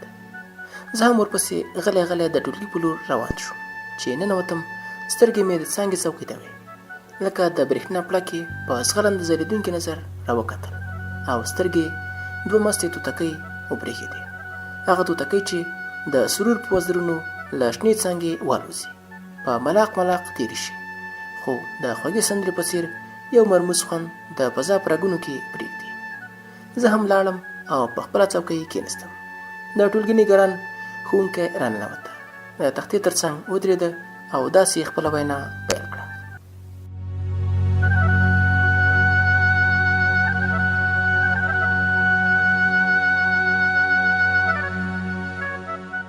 ګرانو زده کوونکو، تاسو به خبر یاست چې کلنیو ازموینو ته مو هیله څو ورځې پاتې دي. سر له سبا نه درسونه بند دي، بلکې د نن ورځې بند وګڼئ. خو اداره هیله لري چې غیرحاضري به نه کوئ. استادان به هم راځي، ستاسو مشکلات او ستونزې به هواروي. هڅه وکړئ چې وخت بې ځایه تېر نه کړئ. هوښیاران وایي چې وخت لکه سره زر دی. ستاسو د بریالیتوب په هیله مو په خدای سپارم. هو رښتیا، د ازموینو د مهالویش پاڼه د ادارې پر دیوال لګېدلې ده. کته یې شئ. د استاد خبرو ورو ورو زړه راتنګاوه، خو ښه خبرې په لنډو غوڅې کړې. د استاد له وتو سره سم د رخصتۍ زنګ وټنګېده. د لیسې په انګړ کې شاګردان ډله ډله د مهالویش خوا ته روان وو، او ځینې خو د مهالویش کتل مناسب نه ګڼل. ویلې بیا به شي. په دومره خوښۍ سره له دروازې وتل لکه له بنده چې وځي. خو زما د قدمونو سور او تال مات و، ځکه چې له 12 وروسته د څانګې لیدل راته یقیني نه ښکارېدل. څانګه هم ماته ماته د زرنې سره روانه وه. د کور په خوا رهي شوم. پښې مې پر ځمکه وې، خو فکرونه مې د شک او یقین په کشمکش کې وو. کله کله به مې ویل چې له امتحانونو وروسته به مې بیا نظرونه د څانګې په ورېښمین اوربل ونه زنګېږي. بیا به مې ځان ته ډاډ ورکوه، کېدای شي چې هغه د پوهنتون لپاره له کلي راشي. او سره یو ځای په یوه څانګه کې داخله واخلو. ټوله ورځ او شپه مې د ښکلي ماضي او شکمن مستقبل په سوچونو کې تېره کړه. سبا چې ښوونځي ته لاړم څه شاګردان راغلي وو او څه په راتلو کې وو. څانګه هم راغله. د فزیک ښوونکی راننوته او له شاګردانو یې د هغوی درسي ستونزو په اړه پوښتنه وکړه. ډېرو شاګردانو ویل لومړي تمرینونه اسانه او وروستي ګران دي. له پایه به د پیل په لور حرکت وکړو. خو څانګې د ټولو مخالفت وکړه. ویل یې له پیله به د ستونزو هوارول ښه وي، ځکه په هلک پوه نه شم د بي ګردان به راته بې ګټې وي. خو بلخوا زما نه بغیر ټولو د څانګې مخالفت وکړه. استاد یو شېبه غلی شو. بیا یې د ټولګي د پرانستې دروازې له لارې د لیسې په منځ کې شنه چمن ته وکتل. شاګردانو ته یې مخ کړه او ورته یې وویل مسله به حل شي. د غزن له کورنۍ کارونو راته اندازه لګېدلې چې په فزیک کې هم تکړه دی. که څه مشکلات نه لري نو بیا د غزن او څانګه خپلې څوکۍ پورته کړي او د چمن په منځ کې د توت سیوري ته دې د څانګې پوښتنو ته ځواب ورکړي. او که کومه ستونزه رامنځته شوه زه هم دلته یم. ما چې د استاد خبره واورېده پر دې خبره مې هېڅ فکر ونه کړه چې زه په وروستیو تمرینونو کې ستونزې لرم او که نه. ودرېدم، څوکۍ ته مې لاس کړه او استاد ته مې وویل زه تیار یم. استاد څانګې ته هم وویل چې خپله څوکۍ اوچته کړي او له ما سره چمن ته ووسي. زه تر دروازې تللی وم چې شاته مې وکتل. څانګې هم خپله څوکۍ راخیسته. زرنې ته مې هم پام ور واوښته. په ماناخیزو مسکو سترګو یې زموږ پر خوا راوکتل. ما او څانګې د چمن د ونې سیوري ته مخامخ څوکۍ واچولې. هغې په رېږدېدلو ګوتو د فزیک د کتاب پاڼې اړولې، خو هېڅ پوښتنه یې نه کوله. زما سترګې هم ښکته وې او د بڼو لاندې مې د هغې د مضطرب پیغلتوب ننداره کوله. ما سترګې پورته کړې خو هغې لا لاندې کتل. بالاخره یې منورې تورې سترګې راپورته کړې. سترګې مو سره وجنګېدې. بل راز کیفیت و. د لومړي ځل لپاره مې خواص د داسې تجربې سره مخ و. په تېره باڼه یې لکه په شاتو لړلې غشې زما په زړه راښکېدل. ځان راته لکه د افلاطون فلسفه له دې مادي نړۍ نه ماورا د ازل په لاهوتي سیمه کې ښکارېده چې دوه سترګې پکې لکه روښانه تورې ځلېدل. وخت هم خپله معنا بایللې وه. داسې راته ښکارېده لکه چې دا سترګې ما لیدلې دي. هغه زمانه چې کائنات نه و. خدای زده تر کومه به مو سترګې جنګولې وي. خو د څانګې باڼه ښکته شول. زه هم څو شېبې غلی وم. زړه مې غوښتل چې څه ووایم خو الفاظو ترتیب نه مونده. زړه مې ټینګ کړه او ورو غوندې مې ورته وویل څانګې باور لرې چې در سره مینه لرم؟ د هغې شونډې لکه د ګلورینې څانګې پر پیدو شوې. ما احساس کو چې ساه یې لنډه لنډه کېده. څو ځله یې ځان ځواب ته جوړ کړه خو جرات یې ملګرتیا ونه کړه. کټ مټ هماغسې لکه وزر غوڅې کوتره چې له برجه د پرواز اراده وکړي، ټیټه پورته شي خو په ځای ناسته پاتې شي. بالاخره په ډېره ستونزه یې دا جمله له خپلو ګلابي شونډو رابېله کړه. باور نه ایمان لرم. په دغه وخت کې یوې ابدي نېکبختۍ زما روح ته خوله ورکړه او یو نه بیانېدونکی سرور یې زما په وجود کې له ویښتو نه تر پښو خپور کړه. د چمن د غاړې ګلان په نرۍ هوا کې داسې رپېدل لکه زه او څانګه د ونې د پاڼو جنګېدو نرۍ نغمه جوړوله. لکه زما په خوشبختۍ چې لاسونه پړکوي. له څانګې نه مې پوښتنه وکړه چې ولې دې له سندرو لاس واخیسته. په ټیټو سترګو مسکۍ شوه. ویلې غزنه وړاندې خو به ما الفاظ سندره کول، ستا مینې زه ټوله سندره کړم. اوس خو کله کله زه د خپلو سختو هډوکو او مادي بدن احساس هم نه کوم. بس لکه چې ستا د مینې له آهنګه جوړه یم. ما په خپلو سترګو واوره. زه ټوله سندره یم. څانګې ته له اوله سندره وې. د ستر شاعر سندره ستا سترګې لکه نمرۍ الفاظ له ازله زما د زړه په ګنبد کې موزونې غزونې کوي. زما له داسې خبرو سره باغه د حیا په پردو کې پټه شوه. د پښتنو مینه چې له سترګو الفاظو ته رسي همداسې کیفیت رسي. مونږ خبرې هم کولې او د فزیک د کتاب پاڼې مو هم اړولې. په دې کار سره زموږ هڅه دا وه چې څوک شک ونه کړي. هغه مهال چې د ګلانو سیوري راګرځېدل موږ له ښوونځي راووتو او بېلتون په بېلو لارو د کورونو په خوا ولیږلو. زه په دې ورځ له ډېرې خوشحالۍ نه په کائناتو کې نه ځایېدم. نغمه نغمه وم. لارې راته د رباب تارونه ښکارېدل. هر قدم مې مزراب و چې زما روح ته یې پرواز ورکاوه. کور ته ورسېدم، کتابونه مې یوې خواته وویشتل. بیرته ووتم او ځان مې د زمرک د حجرې ته ورساوه. هغه هم راغلی و. کتاب یې لوسته. کتاب مې وربند کړه. ولې دا پر تا څه وشوه؟ کله مې لوسته هڅوې او کله مې کتاب بندوې. د دې پر ځای چې د پوښتنې ځواب یې ورکړم، اتڼ مې پیل کړ. هغه راته خندل او ما اتڼ کوم، او څومره به چې زما په اتڼ کې جوش راته، هومره به د هغه خندا له واکه وته. تر دې چې له خندا نه چوپ پروت او خپل تش یې نیولي و. اخر له خندا نه ړنګ بنګ راپاڅېده او زه یې ونیولم. ما ځان نه ورکوم، خو چې راته وویلې له خندا به مې مړ کړې. په ځای ودرېدم. ولې ته خو به که چا بیخي مجبور نه کړې، په ډله کې دې هم اتڼ نه کوه. دا نن کومه هوا رالوتې ده؟ ورته مې وویل اشنا ولې به اتڼ نه کوم؟ نن خو ټول کائنات لکه د بنګو پیمانه اتڼ کوي. په خندا یې راته وویل بنګو ته دې لکه چې لاس واچوم. ځواب مې ورکړه اشنا بنګ مې نه دي څکلي، بلکې د تخیل پر سیمه مې په جریبونو بلکې په خرورونو بنګ ټوکېږي. راته یې په استفهامي انداز ویل نو بیا دا چې دور مې درخانۍ شوه. هغه خوشحاله شو. ویل ښه ده غزنه چې ستا د زړه درس کو شعر ومونده، خو ته هم اوس له ادم خانه کم نه یې. خدای زده له کومې څانګې نه دې شهباز جوړ کړی و. زه چې ځو ښار ته د دې خوښۍ په تحفه کې به درته رباب واخلم. رښتیا هم بازار ته لاړو او رباب یې راته واخیسته او بېرته د زمرک د حجرې ته راغلو. راته یې وویل زړګیه ما خو در سره کړې ژمنه پوره کړه، رباب دې زده کړه. اوس ته ماته وایه چې ستا درخانۍ څوک ده؟ سمه ده، اول به درته یوه نغمه وغږوم، بیا به درته درخانۍ وښایم. هغه را سره ومنله او ما هم رباب په غېږ کې ونیو. غوږې مې ورته وکړل او چې سوري ونیو نو دا سندره مې په نغمه کې راواړوله. دا چار چارپیر په غرونو راغلل بارانونه یاره، ګلۍ ورېږي نه وزه دلته شپه وکړه پاتې شه باران دی. په نغمه کې دومره ګرم راغلم چې ځان او جهان مې هیر و. یو وخت مې زمرک لاس ونیو او راته ویې ویل ظالمه لږ خو ځان ته پام وکړه، له جامو دې خولۍ څاڅي او د رباب دې هم کار وکړه. که پرېښې مې وی نو یا خو دې د رباب تارونه شلول او یا د خپل زړه رګونه. رښتیا دا سندره خو په څانګې هم ډېره زمزمه کوله. زړه خو دې هلته ځاله نه ده جوړه کړې. ورته مې وویل اشنا تا د خپلې پوښتنې ځواب خپله ومونده، هم څانګه زما درخانۍ ده.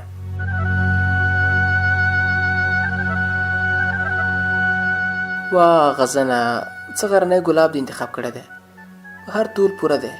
هسې د فزیک استاد ته خو به دې هم دعا کړې وي. ومې پوښته چې هغه څنګه؟ راته یې وخندل ویلې نن سهار یې څومره ښه موقع درکړه. ما هم ورسره ومنله او د فزیک ښوونکي ته مې د دنیا او آخرت خوښي وغوښته. زمرک راته وویل زه به د کتاب په کرښو کې ډوب شم. اوس ستا او ستا د رباب خوښه، آرام کوئ او که د ماښام ډوډۍ ته ایسارېږئ. ناوخته و بښنه مې ترې وغوښته او خپل کور ته لاړم. بیا به نو چې زه کله لیسې ته لاړم، کله به مې د څانګې سره په خوله خبرې کولې او کله په سترګو، خو د ازموینو لپاره مو تیاری هم کوو. یو ورځ راته وویل غزنه ایله څو ورځې پاتې دي، زه خو به هر کال د اوړي په رخصتیو کې وطن ته تلم، خو دا ځل مې زړه درسېږي، هسې نه چې پلار مې د بېرته راتلو مخالفت وکړي. ما ورته وویل مه ډارېږه، پلار به دې ولې مخالفت کوي؟ ته خو دلته هم د خپل ورور سره اوسېږې. هغې یو سوړ اسویلی وکړه او ویې ویل دا خبره نه ده.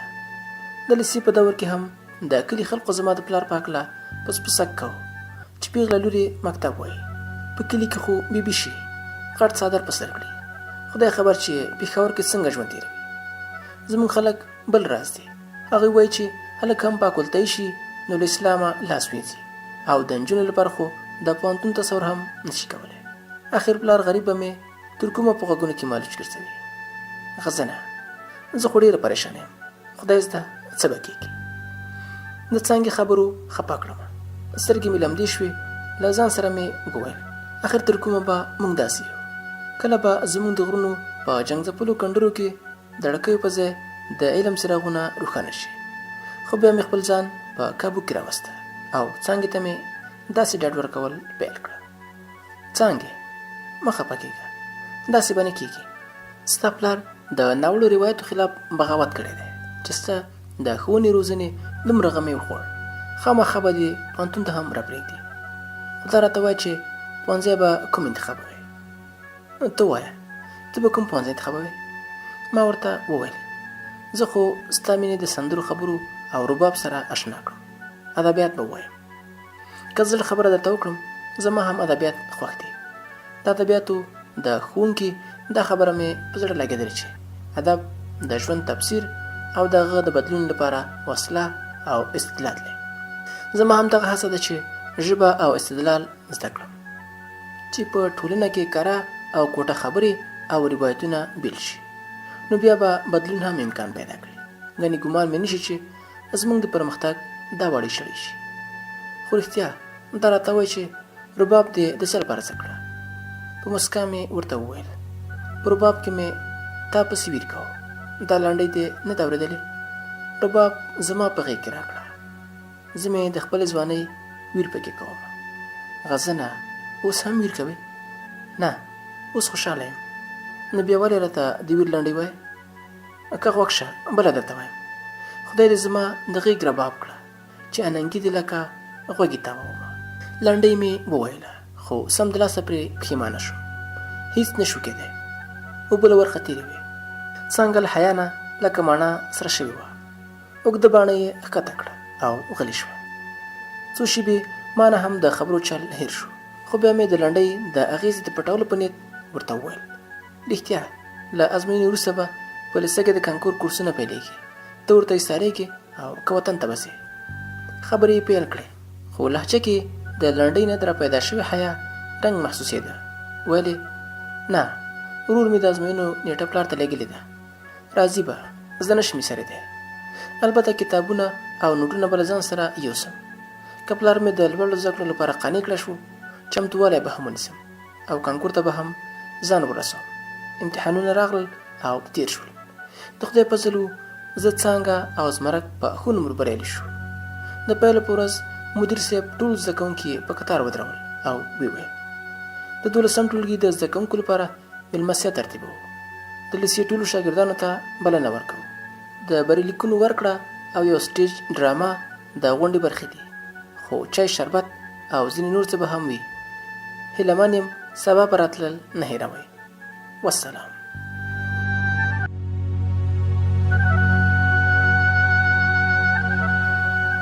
د مدیر صاحب په بلنه سبا ډېر شمېر شاګردان لیسې ته راغلي وو، بلکې د څو تنو ناکامو او هغو شاګردانو پرته چې د سخت رقابت په پایله کې خپله نمره بایللې وه ټول راغلي وو. لومړی شاګردانو یوه ډرامګۍ سټیج کړه چې پر افغانستان د جنګ د ناوړه اغېزو زغلنده انځورګري یې کوله. بیا مدیر صاحب سټیج ته راغی، د لیسې پر کلنیو هڅو او کارونو یې رڼا واچوله. بریالیو زده کوونکو ته یې بریلیکونه ورکړل او نورې لیک او لوست ته وهڅول. بیا تفریح ته ورته فضا جوړه شوه. د سټیج مخې ته هیڅوک نه و. ملازمینو چای شربت ویشه. وروسته اناونسر د سټیج شاته څرګند شو او د لاسپیکر د مایک په ټنګولو یې د شاګردانو پام د ځان په لور کړه. وی ویل تاسو ټولو ته معلومه ده چې په داسې موقعو زمرک د خپل ځان سره رباب راوړي. داسې ښکاري چې نن به په وروستي ځل د هغې نغمې زموږ د لیسې لانګړه پورته شي، ځکه چې هغه فارغ شو، پوهنتون ته به ځي. په هر حال زموږ له ګوتو ووته. زه بلنه ورکوم، هیله ده چې په ارام ډول او د زړه په غوږونو به یې واورئ. په سټیج دری غوړېدلې وه. اناونسر مایک ورښکته کړه. زمرک هم ورغی. رباب ته یې ګوته واچوله. داسې رباب یې وغږو چې پخوا یې په لیسه کې نه و غږولی. او ولې به یې نه غږو؟ په لیسه کې وروستی رباب و. ټول استادان او زده کوونکي داسې غلي او حیران وو لکه بوتان. هغه بوتان چې یوه زمانه یې د دې رباب نغمو ته انتظار کړی وي. ونو بوټو او ګلانو ورسره لکه ماهر نڅاګر په منظم سور او تال رقص کوه. څو په زړه پورې نغمې وغږولې او بیا یې بس کړه. مایک ته یې خوله ورنږدې او ویې ویل درنو حاضرینو، زما رباب خو مو ډېر اورېدلی. زما یو ملګري اوس رباب زده کړی. هغه به په دې وروستۍ غونډه کې د لومړي ځل لپاره رباب وغږوي. غزن ته بلنه ورکوم چې سټیج ته راشي. زما د نوم په اورېدو د زده کوونکو ترمنځ ګنګوسې پیل شوې. یو تر بله ویل غزن غزن او رباب. زمرک بیا بلنه راکړه. جرات راته ګران و، خو د زمرک او نورو ټینګار اړ کړم چې یوه نغمه وغږوم. هماغه نغمه دا چارپیر په غرونو راغلل بارانونه یاره، ګلی وریږي نه، مزه دلته شپه وکړه، پاتې شه باران دی. چې له دریځه راکوزېدم نغمه مې په ذهن کې کړنګېده او خورو خواصو مې ورسره د شاګردانو د لاسونو پړکه یو ځای کوله. له کومې خوا مې د زرینې اواز هم اورېده چې ویل ته خو په سادهو کې تیلهدار راوختې، خو زما په هواره ځمکه پښې ښویېدې. بارانونه نه وو راغلي، خو چې د څانګې څنګ ته ورسېدم بڼو پورې 2 سپین ځلېدونکي اوښکې ایښتې وې. تر ناوخته په لیسه کې وو. څانګې او زرنې را سره مخه ښه وکړه. زما سترګې هم د څانګې په شان لمدې شوې. په تلو تلو کې څانګه لکه د ګلو لښته کږه شوه. په سرو سترګو یې راوکتل. زما د نظر غیر مرئي لاسونو یې ډېره لمنه ونیوه، خو د بېلتون لاسونه ډېر زورور وو. د زیړ لمر په وړانګو کې هغه یو زرینه مجسمه ښکارېده. زما نظرونو یې تر هغې پښو ته ځان غورځوه چې پناه شوه. زما څانګه د بېلتون سیلۍ یوړه. زما ښکلې څانګه، زما ګلورینه څانګه. او زه لکه خزان وهلې ونه پاتې شوم. د خوږو نغمو مرغۍ والوتې. یوازې سپیرو سیلیو زما په وجود کې ویرونکې صدقه کوه. زما سترګو څانګه بایللې وه. ټول کائنات راته ناامیده جوارګر ښکارېدل، لکه چې قمارې وهلې وي، لکه چې ښایستې بایللې وي، لکه خپل ټول رنګ او نور یې د لاسه ورکړی وي. بیخي بل راز شوی وم. د ژوندي لاش کلمه راته د ډرامو او ناولونو یوه مړه اصطلاح ښکارېده. خو له څانګې له تلو وروسته وپوهېدم چې ژوندی لاش هم وي.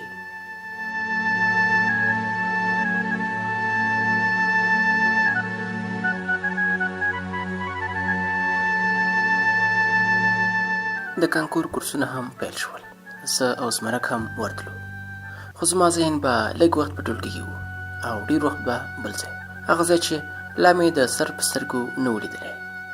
د څانګې په کلي کې به وم. هغې ما ته هیله هم دومره ویلي چې د سپین غره په لمنو کې اوسېږي. ما به په خیال کې څانګه جوړوله. غره ته به ځي، په نرۍ ملا به درانه منګي په سره وي، شوخې غرنۍ نجونې به یې چیړي، تنګوي به یې، خو چې هغه وخاندي او که خفه به وي. څنګه پوهېده چې غرونه مې خوښ دي. هغه به زما تصور چېرته ګرځوي. د بزرګې څوکې سر ته مې خېژوي. ابشارونه به راباندې ګوري، ابشارونه به راباندې اوري. د نښترو په څانګو کې به را سره زانګي او د چینې اوبه به راباندې شیندي. د کانکور کورس هم په ختمېدو شو. وروستۍ ورځ وه. له زرنې نه مې پوښتنه وکړه څنګه نه ته راغلې؟ له احواله یې خبره هغه خوشحاله نه ښکارېده. زما د پوښتنې سره یې په څېره کې نور خفګان هم خپور شو. هغه پخوانۍ شوخي نه وه. سر یې ټیټ کړه، ویل غزنه، د ورور کور ته یې ورغلی وم. څنګه نه وه راغلی؟ او د ورور په خبرو کې هم د هغې د راتلو امید توري نه و. داسې نه ښکاري چې د څانګې کورنۍ به هغه لوړو زده کړو ته پرېږدي. د زرنې خبرو په چرتونو کې لا وکړم. هوډ مې وکړه چې څانګې ته د زرنې لخوا یو لیک ولیکم او موقع هم وه. د ګرمۍ موسم و. بهر باران په اورېدو. ټول شاګردان د نندارې لپاره برنډې ته وتلي وو. ما لیک د زرنې لخوا پیل کړه. دا دوه رنګي زما فطرت نه بلکې مجبوریت و. کلیوالې نجلۍ ته د هلک لخوا لیک لیکل داسې جرم و چې د څانګې د مرګ سبب هم کېدی شو. نو ځکه مې د زرنې د نوم نه په تکیه دا کار وکړ. بیا هم ځان راته ښه نه ښکارېده، خو له ځان سره مې وویل زه خو دا کار په پټه نه کوم. زرنه به هم خبروم. لیک خو به هم هغه د څانګې ورور ته سپاري. د لیک بل جواز مې دا ګڼه چې د څانګې پلار ته به هم څو خبرې ولیکم. ګوندې څانګه لوړو زده کړو ته راپرېږدي. یو به مې جمله لیکله، یو ځل به فکرونو کې ډوبېدم. لیک به مې نیم ته رسولی و چې باران زور واخیسته. زمرک له کړکۍ نه اواز راکړی و غزنه، د باندې راوځه، ډېر ښکلی باران دی او باد خو درې لکه د استاد مطرب پستې نغمې راوباسي. ما ورته وویل اشنا بس ته ولاړ اوسه، زما پر ځای هم نغمې واوره، زه نشم دروتی. ځواب یې راکړه راوځه، ګنې زه درپسې درځم، پوه شوم چې نه یې مني. برنډې ته ور ووتم. رښتیا هم ښه شېبه ونې بوټي په سندرو راوستي وو، خو زما زړه د خپل نیمګړي لیک سره و. څو شېبې ولاړم، بیا مې د زمرک زنې ته لاس ورکړه او ورته ومې ویل: ته له بارانه خوند واخله، یو ضروري لیکنه مې نیمګړې پاتې ده، بس چې پوره شي بیرته راوځم. ښه ورځ سره ویې منله. د ټولګي په دروازه چې وردننوتم، د سترګو په رپ کې مې خواص بدل شو. د څانګې د راتلو ورځ را په یاد شوه. د ټولګي د شاګردانو شور او شوخي مې پر زړه راورېده، دا ځکه چې د ټولګي چت څو ځایه په څڅېدو و. خونه څانګه لکه لمده کوتره د لومړي ځل لپاره زموږ ټولګي ته راغلې وه، او نه شوخې نجونې چترۍ په سرونو د کوټې تر چت لاندې ګرځېدې. له ټولګي مې بیخي کرکه وشوه. که کتابونه او لیک مې نه وی، خامخا به ترې بیرته وتلم، خو چې څوکۍ ته ورسېدم لکه ټول چت چې راباندې پرېوتی وی. هغه څه شوي وو چې ما یې توقع هم نه لرله. په کتابونو مې کوټه څڅېدلې وه او نیمګړی لیک له منځه تللی و. په راپاندو لاسونو مې کتابچې راواخیستې، پر مخامخ دیوال مې سترګې ولګېدې. د څانګې لیک هماغسې تازه و، ایمرجنسي. وپوهېدم چې په لیسه کې پاتې کېدل بې ګټې بلکې ستونزمن دي. غرې ونیولې وم، خواص مې پوره په کنټرول کې نه و. ټول بدن مې لکه پاڼه په رپېدو او په هر قدم مې د پرېوتو ویره وه. څانګه نه وه، خو سندرې زما په مغزو کې قیمت جوړ کړی و. دا چارپیر په غرونو راغلل بارانونه یاره، ګلی ورېږي نه، مزه دلته شپه وکړه، پاتې شه باران دی. بالاخره د کانکور امتحان هم راورسېد. ورموکړه، زه او زمرک ادبیاتو ته لاړو او زرینه رانه د طب په لور بیله شوه. ښوونځي ته مې تلل پیل کړل، خو حالات مې له یوې ورځې نه بلې ته په خرابېدو وو. ذهني تمرکز مې له لاسه ورکړی و.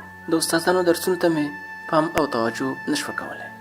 که استاد رانه سمدلاسه د خپل تشریح کړي درس پوښتنه کړې وه، په ځواب کې به یې لکه بې حسه بت خاموش پاتې شوی وم.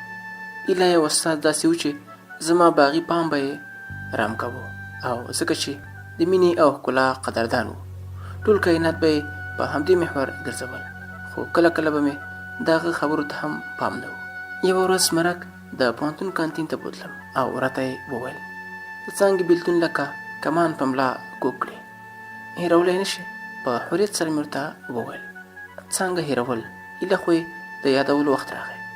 ایله خو پوهېدم چې څانګه څنګه به او څوک وه. زمرک راته وویل: محصل د ادب او ګرځوي د فلسفې کتابونه، ځکه خو دې دا حال دی. آیا څانګه وروستۍ چینی وه؟ نورې کمې دي؟ ووایه چې څومره مشتري درته پیدا کړم. مننه، خو ځینې ښایستونه د حساب کتاب نه بهر وي، لومړي هم وي او وروستي هم. زما لپاره څانګه همداسې ده. بله دا چې هغې د پوهنتون ارمان درلود، داسې که هر غزن خپله څانګه پرېږدي، د بې وسۍ دا ګراب به خورا لوړ شي. عجیبه ده، زموږ خلک د زوی د زده کړو لپاره پلار نیکه هډوکي پلوري، ځمکه خرڅوي، خو د لور تعلیم شرم ګڼي، او ځینو خو مې داسې هم لیدلي چې د زده کړو لومړی ګام یې د کفر په لور ګڼي. زه بیخي حیران یم، دا خلک به کله تعلیم سره اشنا کېږي او د حافظې پر تخته به دا جملې لیکي چې ښځه هم انسان دی. خو زمرکه، زما دا استدلال عام دی.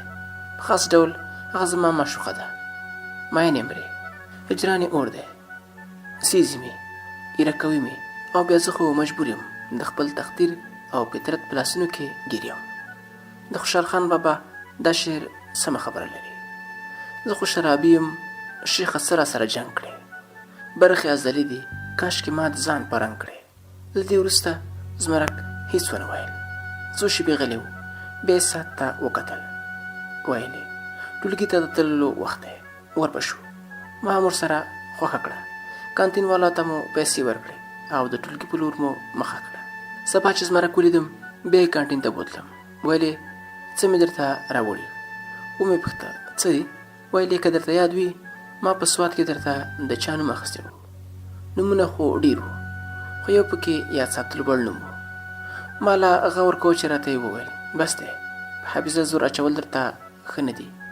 دا یې ویل او له یوې کاغذي خلطې د خوشحال خان خټک دیوان راوایسته. ښایي تا دا کتاب لوستی وي، خو زه یې درته ډالۍ کوم. ویل: وله، ساعت به دې ورسره تېر شي. زه هم په دې ډالۍ خوښ شوم. کتاب مې ترې واخیسته او له کانټینه ووتو.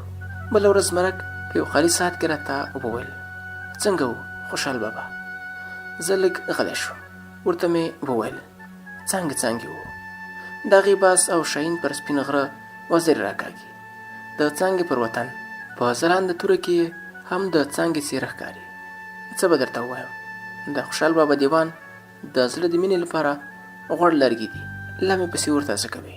خو د ټولو نه ښه خبره چې خوشحال بابا کړې ده هغه دا چې هر چې خوږ د ښکلي مخ په مینه نه وي، د جهان په مخ اوږده راغی اوږده لاړ. زمرک وخندل. ولې په خوب کې هم سړی د ښکلي مخ په مینه خوابدی شي؟ په تورو شپو کې زه رنګین خوبونه وینم. ته مې نه ګورې چې په لیله کې سهار له خوبه راپاڅم، سترګې مې لمدې وي. همدغه اوښکې وي. دا د مینې یو مکتب دی چې سرلاری د سلطان محمود لټان دی. هغه دا خبره وکړه، خو چې ما ته یې پام شو په بله دنیا کې ورته ښکاره شوم. راغی تر څنګ مې کېناسته. زما لاس یې په خپل لاس کې ونیو. ویې ویل: ولې زما په کومه خبره خفه شوې؟ ما ورته وویل: تا د اوښکو یادونه وکړه. د معشوقې بېلتون هم عجیبه وي. د اوږده انقلاب غمیزه ته لکه غر ولاړو، خو بېګا مې اوښکې وڅڅېدې په څانګې پسې، خو خفه پرې نه یم. اوښکې زما د مادي وجود برخه ده. څومره چې له لاسه ورکوم هومره مې ورسره روح پیاوړی کېږي. زمرک راته وویل: زموږ نړۍ مادي ده، دلته به د مادي وجود هم قدر کوي. زما طبیعت بحث ته نو برابر، نو ځکه مې ورته وویل: ستا خبره سمه ده. خو هغه په مسکا راته وویل، لکه چې دې خبرې مې فلسفیانه رنګ درلود. ځکه دې خوښه کړه. یوازې همدومره مې ورته وویل چې کېدای شي. دواړه مسکي شو او لیلې ته لاړو.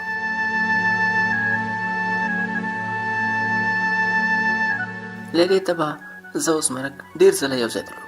یو ورځ راته وویل: غزنه ډېر بدل شوی. دومره بدل شوی چې اوس زه هم نشم بدلولی.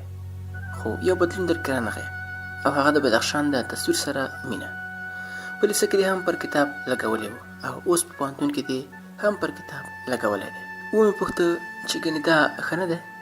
ویلې ښه دی، خو ډېر به ښه وای که د کومې پښتنې سیمې انځور دې پر کتاب لګولی وای. ما ورته وویل: ما د افغانستان ډېرې سیمې لیدلې، بدخشان لا پاتې، بس په انځورونو یې مینه ماتوم. ته خو تعلیم یافته یې، سترګور یې، داسې خبرې دې د وینا راکون کموي. که افغانستان باغ بولې، ګلان به یې خامخا اقوام وي. بله دا چې د باغ ښادي هم یوه وي او غم هم. په سپرلي کې وغوړېږي او په خزان کې مړاوي شي. یو سرحد ترې تاوي او له یوې ویالې اوبه څښي. که د هر ګل رنګ بوی بدل دی، نو دغه بدلون او تغییر هم د نورو ګلانو وجود ورکړی. که یوازې په صحرا کې وي، د چا سره به ځان پرتله کوو؟ څنګه به د پیغلې پوربل ځنګل او څنګه به شملې ته خطه زمرک په یو ګل نه پسرلی کېږي. ځکه خو خوشحال بابا وایي: د سهار باده ګذر په چمن بیا کړه، په چمن کې رنګارنګ ګلونه واکړه. زمرکه، ستا نشنلزم غیر فطري دی، او چې غیر فطري دی د ګټې پر ځای به توان ولري. زمرک مسکی شو. ویل: زما نشنلزم غیر فطري صحیح، فطري خو ته هم منې. ما ورته وویل: د قام مینه په لاشعور کې ده، نسل فنسل راځي. د قام هومره لرغونتوب لري که په وحی پرېکړه کوي محمد صلی الله علیه وسلم ویلي چې قریش دی، او که په عقل فیصله کوي افلاطون ویلي چې یوناني دی. زه هم مسلمان انسان یم، همداسې یم که پښتون خوښوم له بله قامه په نفرت ولې کوم. بس همدومره قام خوښ یم چې بدخشان یې خوښ دی، ننګرهار سره عشق لرم. زمرک پوښتنه وکړه: او یو قوم پر بل تیری وکړي، ظالم قوم باید ختم نشي؟ نه زمرکه، په قام کې ځوانان، سپینګیري، ماشومان، ښځې، بلکې په رحمونو کې ویده ماشومان هم راځي. د ټولو تیری کول د فطرت قانون نه دی. که بې ځایه تیری کوي، هغه به د مقصد لپاره راغونډ شوي اشخاص وي. هغوی سره جګړه پکار ده. د یو هېواد دننه د قومونو جنګ د یو فطري او رښتوني عمل نه، بلکې سیاسي جادوګرو سیاسي کوډې دي. زمرک راته وویل: ته خو بدلون نه منې، خو ما د دا استدلال د زړه له تله ومنه. زمرکه، زه انسان یم، کاڼی نه یم. هره شیبه بدلیږم. د کائناتو بدلون منم، خو د خیر بدلون نه منم، ځکه چې خیر مینه ده او مینه زما څانګه ده.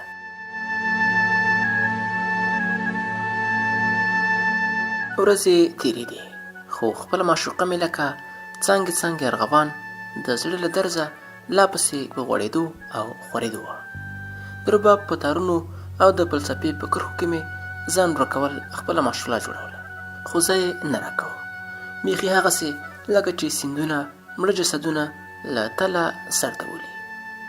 له یوې ورځې نه مې بلې ته ذهني فشار او د غړو سستوالی په ډېرېدو شو. خوب او خوراک مې بیخي کم شو. بس همدې غم خوړم چې د زړه مې وداره څانګه مې د بېلتون سیلۍ یوړه. په دماغه مې څه چل کېده. د بدن په بېلابېلو برخو کې مې دردونه پیدا شول. ساه مې بنده کېده. بالاخره د کټې کړم، خو له خیاله مې نه وته. د خاطر د مې سره به ډېره یادېده چې زما دواړه عمر کار دې وکړه. خبره ډاکټرانو، معایناتو، عکسونو، علاجونو او دواګانو ته ورسېده.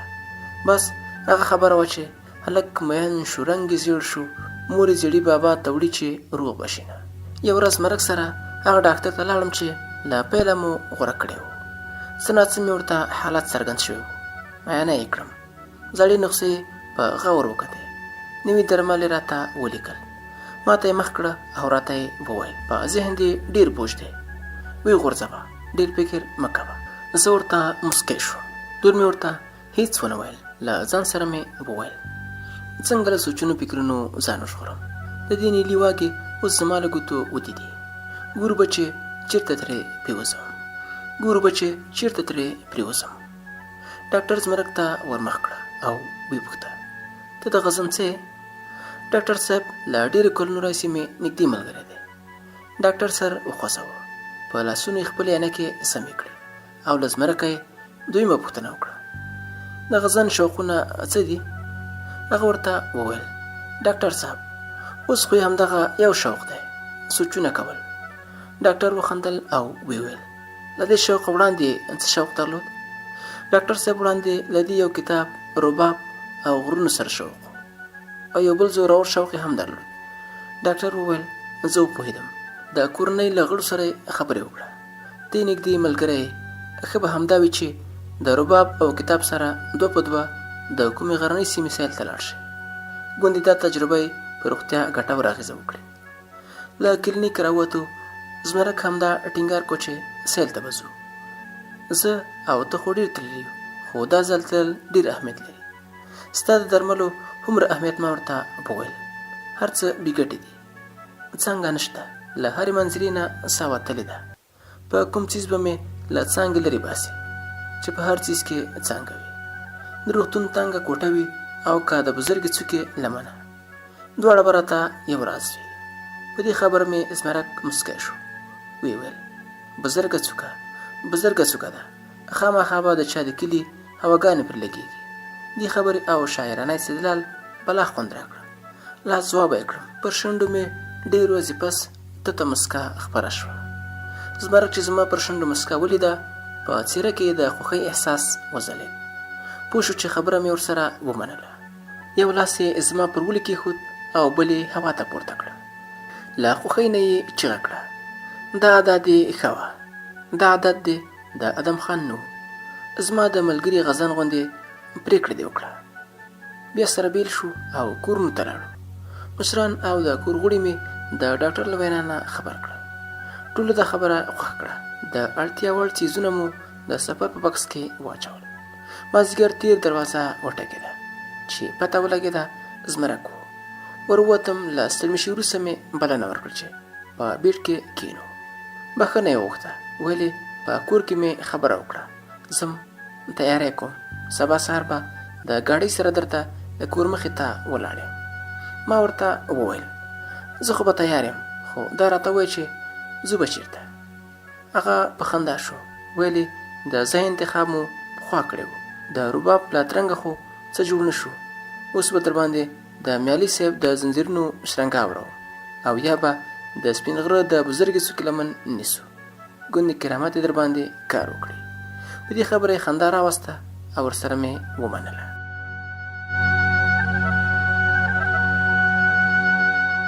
شپه تېره شوه، سهار شو. رښتیا هم زمرک له ګاډۍ سره راغی او ننګرهار ته د تلو په نیت روان شو. زمرک راته وویل په تور خم نه وړو چې د غرونو ننداره مو خوښه ده، ولې په تېره لاړ نه شو؟ لارې ستونزمنې دي، خو زه خیر دی که چېرې شته. ما ورته د ټوکې په انداز وویل که کچېرې نه وي نو بیا؟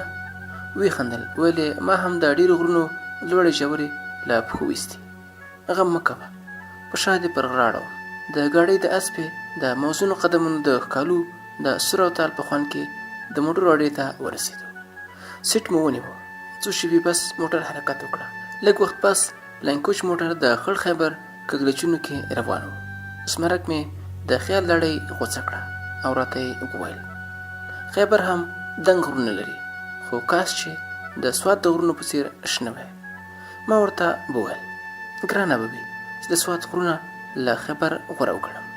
فطرت باید زموږ ټولې جذباتي، تخیلي، روغتیایي، روایتي او ان روحاني غوښتنې پوره کړي.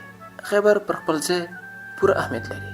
د دې په تورو کاڼو کې چې د لرغونو فاتحینو د ښویېدلو نیلونو د نالونو کوم نقشونه پاتې دي، د نړۍ مورخینو د هلال حیثیت لري. هغه هلال چې د ماضي د ماښامونو لاره ورته معلومه ده.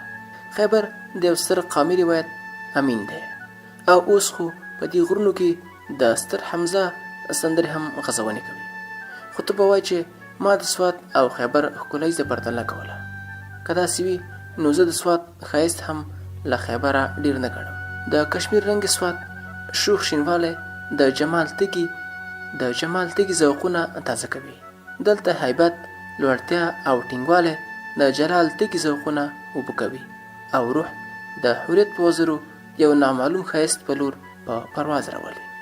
زمرک مسکی شو، ویې ویل سمه ده، زه پوهېږم چې هسې په نوم د ادبیاتو محصل یې، که نیکړه وړه دې د فلسفیانو په شان دي. ما څه ویلي دي؟ هغه څه چې زړه ته راځي. د مدلل بیان هڅه یې کوم. نور ستا خوښه چې هر نوم راباندې ږدي ما ته منظور دی. زمرک په خندا شو، ویلې که دغه راز څو منزلې مو وکړې انشاءالله زما کار به هم وکړې. چېرته د غره په سر به ناست یم، لاسونه به لیونیانو غوندې اچوم او وایم به من مست و تو دیوانه ما را کی برد خانه. هسې به ځینې شاګردانو د دې درس ته غوږ نه نیو. ګوره چې ما ورته غوږ نیولی و، د ښوونکي دا خبره مې څومره په ځای وکړه. ما ورته په مسکا وویل دا الزام خو دې بیرته واخله چې چا درې ته غوږ نه نیو. د لومړۍ خبرې غوندې دې دوی ما هم بنسټ نه لري. کومه منظومه خبره چې تا وکړه هغه د مولانا جلال الدین بلخي ده. زمرک په کړس کړس وخندل، ویلې خبره د مستۍ وه، جذباتي غوندې شوم، بښنه غواړم، خو ته هم له دې معما خبرو تېره شه. هغه وزې وګوره څنګه اوازونه کوي. دا راته وایه چې د خیبر او پېښور د وزو د اوازونو ترمنځ څه توپیر دی. په دې خبره ما هم غلي وخندل. دا ځواب به هم په فلسفه کې ګورو. د ډاروین په کتابونو کې به یې ګورو چې د غره او هوارې څارویو په کوم برخو کې توپیر لري او ولې لري. ښه په دې نه پوهېږې، خو که درته ووایم چې ښارۍ او غرنۍ جنۍ څه فرق لري، خو تر سبا به ستا د ښکلا پېژندنې لیکچر خاتمه ونه مومي. په دې خبره زما د وجود نابلده خوشحالي والوته. بیا څانګه رایاده شوه. هغه هم د خپلې خبرې په اغېز وپوهېده. غلی شو، سم په فکرونو کې ډوب شو. په دې کې کلنډر غږ وکړه، علي مسجد والا. موږ دواړه هم رانیغ شو. موټر ودرېده، خپل بکسونه مو راکوز کړه او د تیرا موټر ته وختلو. د لوړو ژورو شنو غرونو او خړو خوړونو له نندارو وروسته د تیرا غرنۍ سیمې ته ورسېدو. د قومي روایاتو په کتاب کې د روایتي ژوند په زړه پورې پاڼه وه. زما ننداره نیمګړې ننداره بللی شي، ځکه چې زه به د زمان او مکان له پنجرو ډېر زر ووتم. کله به ماضي ته تللی وم، د څانګې سره به مې خبرې کولې، او کله به په راتلونکي وخت کې د څانګې سره د یوه نالیدلي غره د سپینې چینې پر غاړه ناست وم. هغې به غلې سندره ویله او ما به ورته د نغمو مترنمې جامې جوړولې. تیرا ته په رسېدو مو یو زلمی ولیده، په لاره یې د راډیو سندرې اورېدې. د پاخه عمر یو سړي پرې راډیو بنده کړه. ورته یې وویل په لارو کې سندرې اورېدل د پښتنو روایت نه دی. زمرک راته وویل دلته خو ژوند ګران دی، په سندرو هم قدغن دی. ما ورته وویل که قدغن دی غوږ شه، ټول چاپېریال سندره دی. د مرغانو اواز، د روانو اوبو اواز، د ونو د پاڼو اواز، بس لکه د رباب د بېلابېلو تارونو بېلابېل اوازونه چې یوه نغمه جوړوي.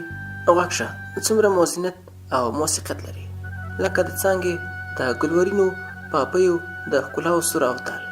په داسې حال کې چې د راډیو سندره داسې ده لکه په حلوا کې اغزی. زمرک په خندا شو، ویلې ته رښتیا ویلي، ته په هر څه کې د څانګې د ښایست اجزا ګورې. خو د راډیو بندول داسې هنري جواز بلکې روایتي بندیز نه لري لکه ته چې وایې. ما هم ورسره د سر په خوځولو او شونډو په مسکا ومنله. په لار روانو، یو خوا بل خوا مو کلاګانو ته کتل چې لوړ لوړ خونړي برجونه یې لرل. داسې ښکارېده لکه د دې کلاګانو ترمنځ چې هیڅ اړیکې نه وي، خو د سپینو کوترو سیلونه له یو برجه الوتل او پر بل کېناستل.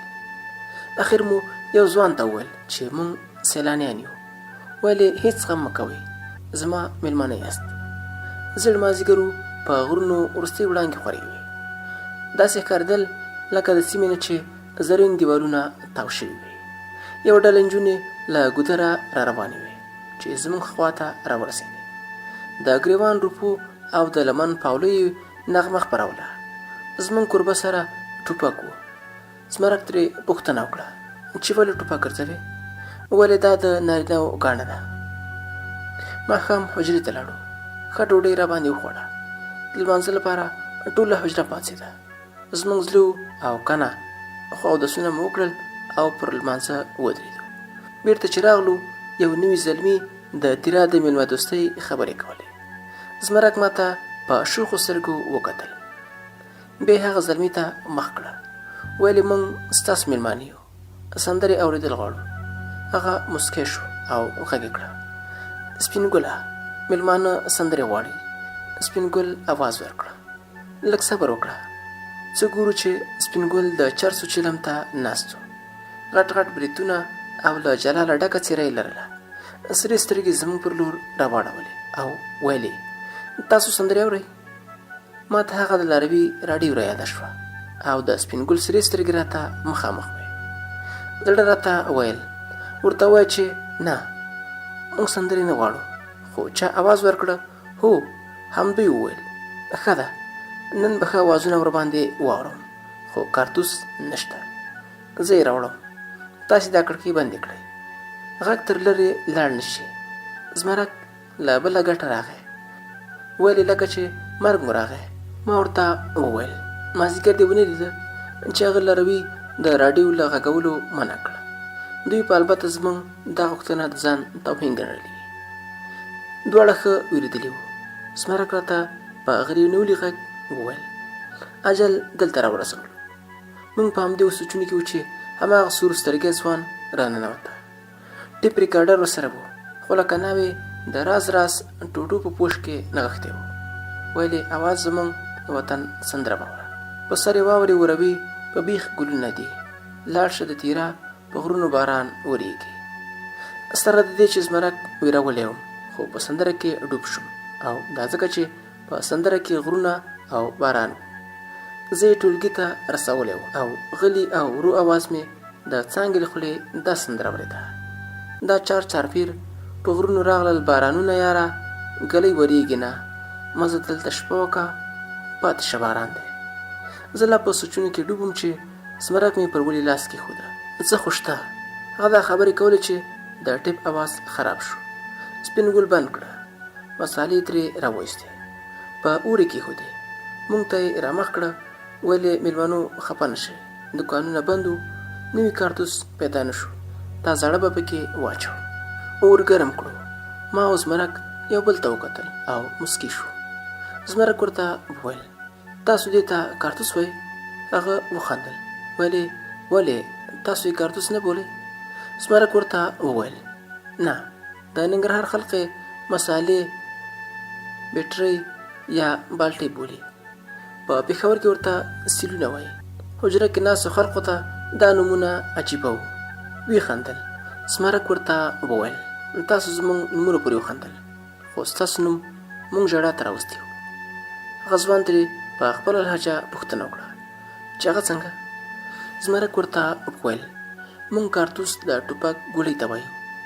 ورته یې د مازدیګر له راډیو خبره پیل کړه او بیا یې د حجرې او کارتوس ټوله کیسه ورته هغسې وکړه څنګه چې احساس کړې وه. د کیسې په ختمېدو په حجره کې داسې یو زوروره خندا خوره شوه چې تر اوسه راته یاده ده.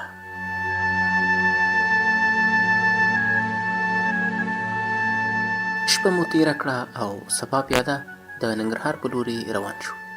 په رښتیا هم د غرونو لارې ستونزمنې وې. په ځینو ځایونو کې خو به مې د ستړیا له کبله پښې په رېږدېدو شوې.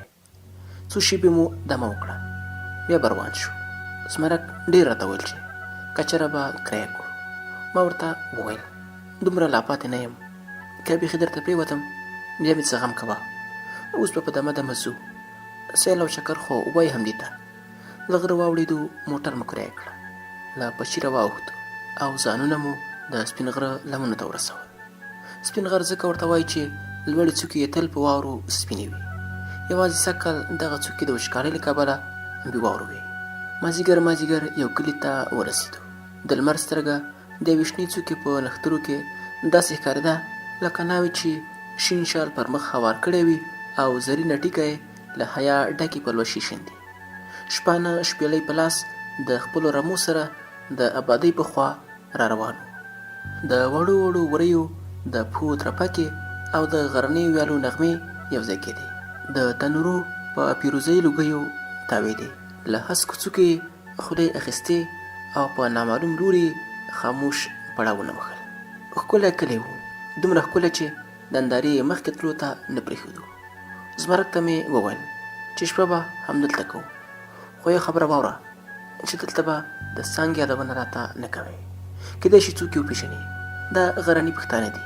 په تبرونو به مو داسې میده میده کړي لکه وچ لرګي. بله دا چې د څانګې یادونه به ما هم له کومه ګړنګه وغورځوي. هغه راسره په ورین تندي ومنله. د یو سپین سندریز خوړ پر غاړه پر یو شنه جلګه کېناستو. د خوړ د شونډو پسته غرنۍ سندره پورته کېده او باد ورته په مینه مینه د څېړیو شنې پاڼې نڅولې. هغه مهال چې شنې سهارنۍ کوترې جوړه جوړه خپلو ځالو ته ستنېدې، یو زلمي پر موټر سلام واچو. موږ هم غبرګ وعلیکم السلام وویل. زلمي هم لکه د خپلې سمسوري سیمې هوا په نرمه ژبه خبرې پیل کړې. ویلې میلمانه ښکارئ، له کومې خوا مو پېښه کړې ده؟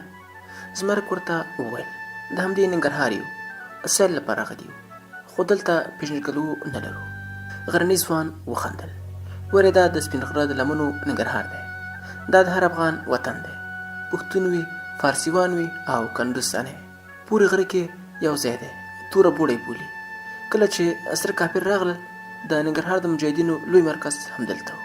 د هر ځای او هر قام خلک پکې وو. ډېر یې د همدې ځای شول. له خوړ سره نږدې هدیرې ته یې لاس ونیو. یوه ډېره لویه هدیره وه. دا د شهیدانو هدیره ده. زموږ میرمنې او نجونې چې له خدایه خپل مرادونه غواړي همدې هدیرې ته ورځي او هغه دسمالونه ورته جنډه کوي چې په خپلو ګوتو یې پرې کښېدې ښکلې وي او غرني ګلونه پرې جوړ کړي وي چې د جنګ په کلونو کې له ټول افغانستانه راغلي مجاهدین مو وخت بې وخته پاللی شول. اوس خو که هېڅ نه وي، نه سره کافر په وطن کې شته او نه په دې لمنو کې جنګ شته. تاسو زما میلمانه یاست. زه چې حجرې ته ځو. ما ورته وویل سمه ده، خو څو شېبې به همدلته کښېنو. هغه هم ومنله. د ماښام تیارې په خورېدو وې، خو پر هدیره د رڼا پړاو راته او څراغونه یې په بلېدو. د خوړ نه پورې غاړې یو نړېدلې کلا وه. زمرک د هغې په اړه پوښتنه وکړه. هغه ځواب ورکړه چې د سره پوځ ټول فکر همدې غرونو ته و. ډېرې بمبارۍ یې وکړې، پوځونه یې راغلل، ډېرې کلاګانې ورانې کړې، خلک یې شهیدان کړه او ځنګلي ونې وسوې. دا کلا هماغه وخت ورانه شوې. څښتن یې پېښور کې دی. څوک چې راغلي یا هجرت نه وکړه، کورونه یې جوړ او ځمکې یې آبادې دي. د مهاجرینو کورونه هماغه سړنګ او پټې یې شاړه دي. د غرني ځوان خبرې مې تر همدې ځایه اورېدلې وې. نور مې پام د خوړ په اوبو د شهیدانو زیارت ته اوښتی و.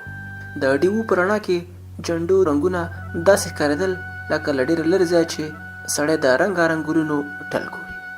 نری هوا د ډیوو لمبې داسې کږولې لکه د مستو جنکو ډله چې د ازادۍ جشن لمانځي او خپل ځوانیو په ټول زور سره نڅېږي. بلخوا جنډو د درې په سپېڅلي فضا کې راګ خپراوه. د مراد راګ ما له ځان سره وویل څومره د کار خلک وو. دغه شهیدان په ژوندیو کې داسې خلک نشته په یو او بل نوم سره وژني. بیل شعارونه لري خو دا شهیدان د بیلو ژبو ویونکي دي. د جلا قومونو وګړي او د مختلفو ولایتونو اوسېدونکي وو چې ژوندي وو. یو مرام، یو شعار او یوې سنګر وو. اوس چې شهیدان شوي د ټولو جنډو اوازونه یو راګ جوړوي، د اتفاق راګ، د ازادۍ او آبادۍ راګ. کاش زموږ د هېواد وګړو غوږونه لرل او دا له حکمت نه ډک سپېڅلی سندریز راګ یې اورېدلی شوی. زما دعا وه او د غرني ځوان دا وینا وه چې حجرې ته به ځو. پاڅېدو، که موږ شو او که دی شو، خو زموږ 2 بکسونه یې خپلو 2 ولیو ته واچول. زمرک رباب په اوږه کړه او زه ورسره تش روان شوم. حجرې ته ننوتو. دغه ځوان د کورنۍ نور مشران او ځوانان زلمي هم راغلل. یو بل ته مو ځانونه معرفي کړل. دغه ځوان نوم چې موږ یې حجرې ته راوستو شینګل و. له پېژندلو وروسته شینګل نور خپلوانو ته وویل چې دا ورونه افغانان دي، سیل ته راغلي دي. یو مشر وویل دوی ایله سږ کال سیل ته راغلل چې وچکالي ده. د ښار خلک ابشارونه خوښوي او اوس ډېر ابشارونه خاموش دي. واورې به چې ګټان ګټان به راښویېدې، خو سږ کال زموږ د عملونو د لاسه د بزرګې څوکې مخ هم تور دی. ځنګلونه مو ووهل او په وړیا بیه مو وپلورل. میوه دانه هم کمه شوې ده. تېره ورځ د شمشاد ملک په حجره کې جرګه وه. په غره وران شوي وو. د خدای فضل و کور یې ودان. دواړو غاړو واک راکړه. لانجه غوڅه شوه. موږ ټول مشران ناست وو. د کومې مؤسسې خلک راغله. ویل یې ځنګلونه مه وهئ، کېدای شي سږنۍ وچکالي له همدې کبله راغلې وي، ځکه چې چېرته ځنګل ختم شي باران هم نه کېږي یا کم کېږي. موږ یو بل ته وکتل، خو بې د لاسونو مروړلو راته څه پاتې وو. رښتیا که دا وچکالي د غرونو د ځنګل وهلو له کبله راغلي وي، څومره لویه ګناه به مو کړې وي. خدای دې راته معافي وکړي. د شینګل د حجره د غره په نیمایي کې په ډېره ښکلي ډول له کاڼو او لرګیو نه جوړه وه. یوه کړکۍ یې د لاندې درې او پورې غره په خوا پرانستل شوې وه. زمرک له کوربنو سره خبرې کولې او ما له کړکۍ نه د درې ننداره کوله. ځینې خلک چې کورونه یې بره په غره کې وو، پیلوزې په لاسونو کې وو، خو راڼه پیلوزې نه ښکارېدل، بلکې لکه ځینې ستوري چې اسمان ته خیچي او ځینې راکوزېږي. ډوډۍ مو وخوړه. ما درملو پسې خپل بکس پرانیسته. په سر یې د فلسفې یو کتاب پروت و. یو زلمي ولیده. زما خواته رانږدې شو.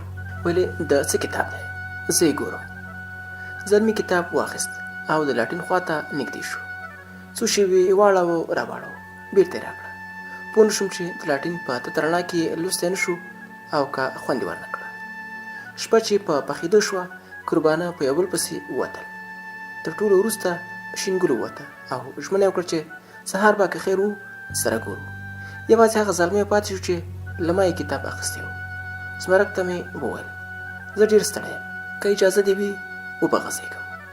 هغه هم راسره خوښه کړه. د شپې په تېرېدو د ځناورو اوازونه هم پیل شول او د هغو کاڼو اوازونه مې هم اورېدل چې د ځناورو د پوه له کبله ژورو ګړنګونو ته پرېوتل. ما ځان په بړستنه کې نغښتی و، خو مخ مې لوڅ و. د غره دغه ټول اوازونه اشنا او که ناشنا په ما ښه لګېدل، خو تر ټولو ډېر خوند راته د اوبو چڼهار راکاوه. د څانګې د غلې او پستې سندرې په څېر خوند. ما د غرنۍ شپې خبرې اورېدې او د څانګې د وجود تشبیه مې پکې لټوله. کوم زلمی چې په حجره کې پاتې و هغه ودرېده. چې له خپله ګټه پاڅېده، د کټ چغارې زما د تصور زنځیر مات کړ. هغه لاړ او د زمرک د کټ په لونګه کېناست او ورسره یې خبرې پیل کړې. د غرونو د ژوند دودونو او میوو دانو په اړه یې معلومات ورکول. بیا یې زمرک ته وویل تا وړاندې ویل چې له پېښور راغلي یاست. موږ هم پېښور ته هجرت کړی و. همهلته مې تر 9 سبق ویلی دی. بیا د زمرک نه د تعلیم پوښتنه وکړه. زمرک ورته وویل زه او غزن دواړه له کائنات لیسې نه فارغ یو. اوس دواړه د ادبیاتو پوهنځي د لومړي کال محصلین یو. زلمي په هیجاني انداز وویل کائنات لیسه کې زما د ترور لور هم سبق وایه. څنګه نومېده؟ هغه د همدې ځای وه، د سپوږمۍ کلي وه. د دې خبرو په اورېدو زما زړه په درزېدو شو. سترګې مې دومره وغړولې چې ایله به مې پورتني او ښکتني باڼه جدا شوي وو. خو بیا هم د لاټین په تت رڼا کې د زمرک د سترګو حریت او ورختایي لکه د تتو ستورو ځلېده.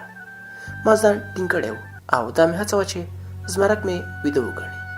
زمرک هم اریان دریان و، هېڅ یې نه ویل، لکه چې زما خبره یې په یاد وه چې د څانګې په اړه به هېڅ نه وایي، لکه بت ناست و. خبره هم په بله نه شو اړولی او یا یې دې لپاره خبره نه بدلوله چې ځان پوره خبر کړي. هلک خبرو ته دوام ورکړه. هغه هم څو میاشتې تر مخه فارغه شوه. 2 ورځې ډوډۍ ونه خوړه. ډېر یې وژړل. پلار ته یې همدا ویل چې زه نور سبق وایم، پوهنتون ته ځم. خو بدمرغه وه، نصیب یې نه و. د غرونو خلک جنۍ مکتب ته نه پرېږدي. پوهنتون خو ورته سور کوپر ښکاري. مجبوري بده وي. د ولور په مینه کې د بنګزار کلي بوډا بزګر ته واده کړه. خوشحاله نه ده. څوک به څه وایي، خواره یې لکه وچه دړکۍ تناره ته وویشته. خو هسې تاسو پېژنده؟ زمرک لږ غلی شو. ما ته یې راوکتل او بیا یې په تت اواز ورته وویل: نه موږ نه پېژنده. ډېر ټولګي وو، خدای زده په کوم یو کې به وه. د زمرک او کلیوال خبرې ختمې شوې. لاټین یې مړ کړه او په کټونو کې وغځېدل. په زړه مې څه چل کېده، خو ځان مې ټینګ کړی و. کله به مې په بدن کې د بجلۍ غوندې ټکانونه خپرېدل او کله به مې په سر کې څړیکې شوې. لاسونو او پښو مې غیر ارادي حرکتونه کول. تر سهاره خوب رانغی. زمرک هم اړخ په اړخ اورېده. د بازوګانو له چغاره یې څرګندېده چې ویښ دی. سهار شو. ودرېدل راته ګران و. لمونځ مې په ناسته وکړه.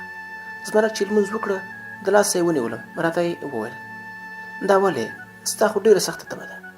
ورته مې وویل: نه پوهېږم، شاید د پرونۍ ستړیا او بېګانۍ یخنۍ وجه وي.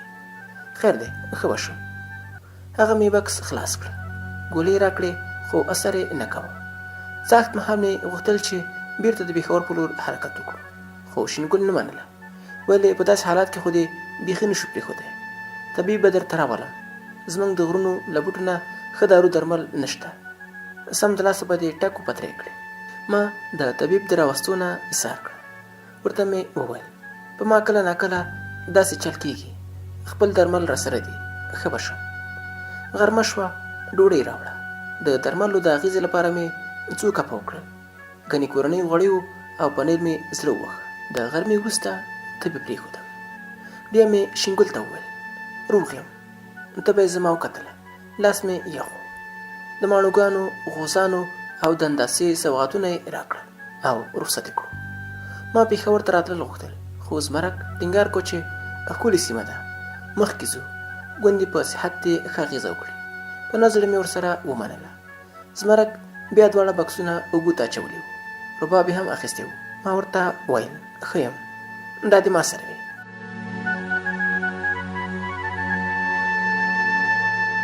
مازدیګر مهال به و چې یوې ښکلې غرنۍ بانډې ته ورسېدو.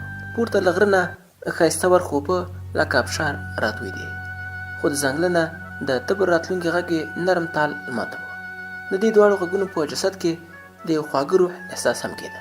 هو، ما سندره اورېده، د څانګې سندره، کټ مټ هماغسې غلې سندره لکه په ټولګي کې به یې چې ویله. ورته ودرېدو چې څانګه خپل میړه پسې وښل شوې څانګې ټولوي او ورو ورو سندره وایي. حالات مې په خرابېدو وو. نه پوهېدم چې څه وکړم. زمرک پوه شو. کلک یې له لاسه ونیولم. وړاندې یې راکش کړم. ما ورته وویل: زمرکه، ځو، خو لږ مې پرېږده. هغه مې لاس پرېښوده. بکس مې خلاص کړه. د فلسفې د کتاب لومړۍ پاڼه لکه د کتابچې سپینه وه. قلم مې راواخیسته او پرې مې ولیکل: څانګې، همدا سندره یو ځل بیا ووایه زما لپاره. څانګه او خاوند به یې چې په کومه لار راتله تنګه وه. کاغذ مې د غره د ډډې پر همدې تنګه لار کېښوده. په کونج کې مې ورته سپین کاڼه کېښوده او پر منځ یې یو غرنی ګل. زه او زمرک لږ وړاندې لاړو او یوې شنې غونډۍ ته وختو. د څانګې پر لور مو کتل. څښتن یې پنډه وتړه او رسۍ له دواړو ګولیو تاو کړه. د څانګې په زور یې پنډ اوچت کړه او روان شو. زړه مې درزېده چې د څانګې پام په کاغذ ته واوړي او که نه، خو ښه اوچتې کړه. نوم یې ورسره نه و، خو خط یې زما پېژنده. له موړۍ چې راکوزه شوه لکه لیونۍ یو خوا بل خوا ګړندي ګامونه واخیستل. انګور ته د شنو بوټو له شا ورکتل. زمرک راته وویل ښه دې ونه کړل. ما هېڅ ځواب ورنه کړه. بس څانګې ته مې کتل. د هغې دیدن له هر منطق نه راته زورور ښکارېده. حسین چاپېریال و، د مرغانو سندرې، د چینو وریښمین آهنګ، ابشارونه او د شپونکي شپېلۍ. کائنات یو دلفریبه نغمه ګرځولې وه. رباب مې په غېږ کې ونیو، د څانګې سندره مې پکې راواړوله، خو دومره ورو چې لمه او زمرک یې احساس کوه. دا چار چاپېر په غرونو راغلل، بارانونه یاره ګلۍ ورېږي نه، موزه دلته شپه وکړه پاتې شه باران دی. غرونه وو، سندره وه، بس یو باران نه و. خو هغه کمی شاید زما او څانګې اوښکو پوره کړې وې. څښتن یې بار کېښوده، د څانګې په ننداره شو. هر چا چې کارونه کول پر خپلو ځایونو ودرېدل. داسې حیران وو لکه چې قیامت ورځ وي، لکه لمر چې له بره راختلی وي، لکه د څانګې سندره چې د اسرافیل شپېلې وي. پښتانه غرنۍ سیمه او د ښځې سندره، او هغه هم په دومره لوړ اواز. شیبه په شیبه د څانګې د سندرې سوز ډېرېده، اواز یې لوړېده تر دې چې د فطرت ټولې سندرې پکې ورکې شوې. موږ سره نږدې یو ځوان لرګي وهل، خپل تبر یې په شنه څانګه کې ښخ پرېښوده. سترګې یې سرې شوې، داسې ښکارېده چې د څانګې د سندرې ګناه خوند ورکړی. خو چې سندره ختمه شي نو د ثواب په نیت به څانګه په خپل تبر اندام کړي. ما د خپل زړه درزا ته د رباب د نغمې وزرې جوړولې، او د سپین غره په فضا کې مې د څانګې سندرې ته ورغاړې ایستې.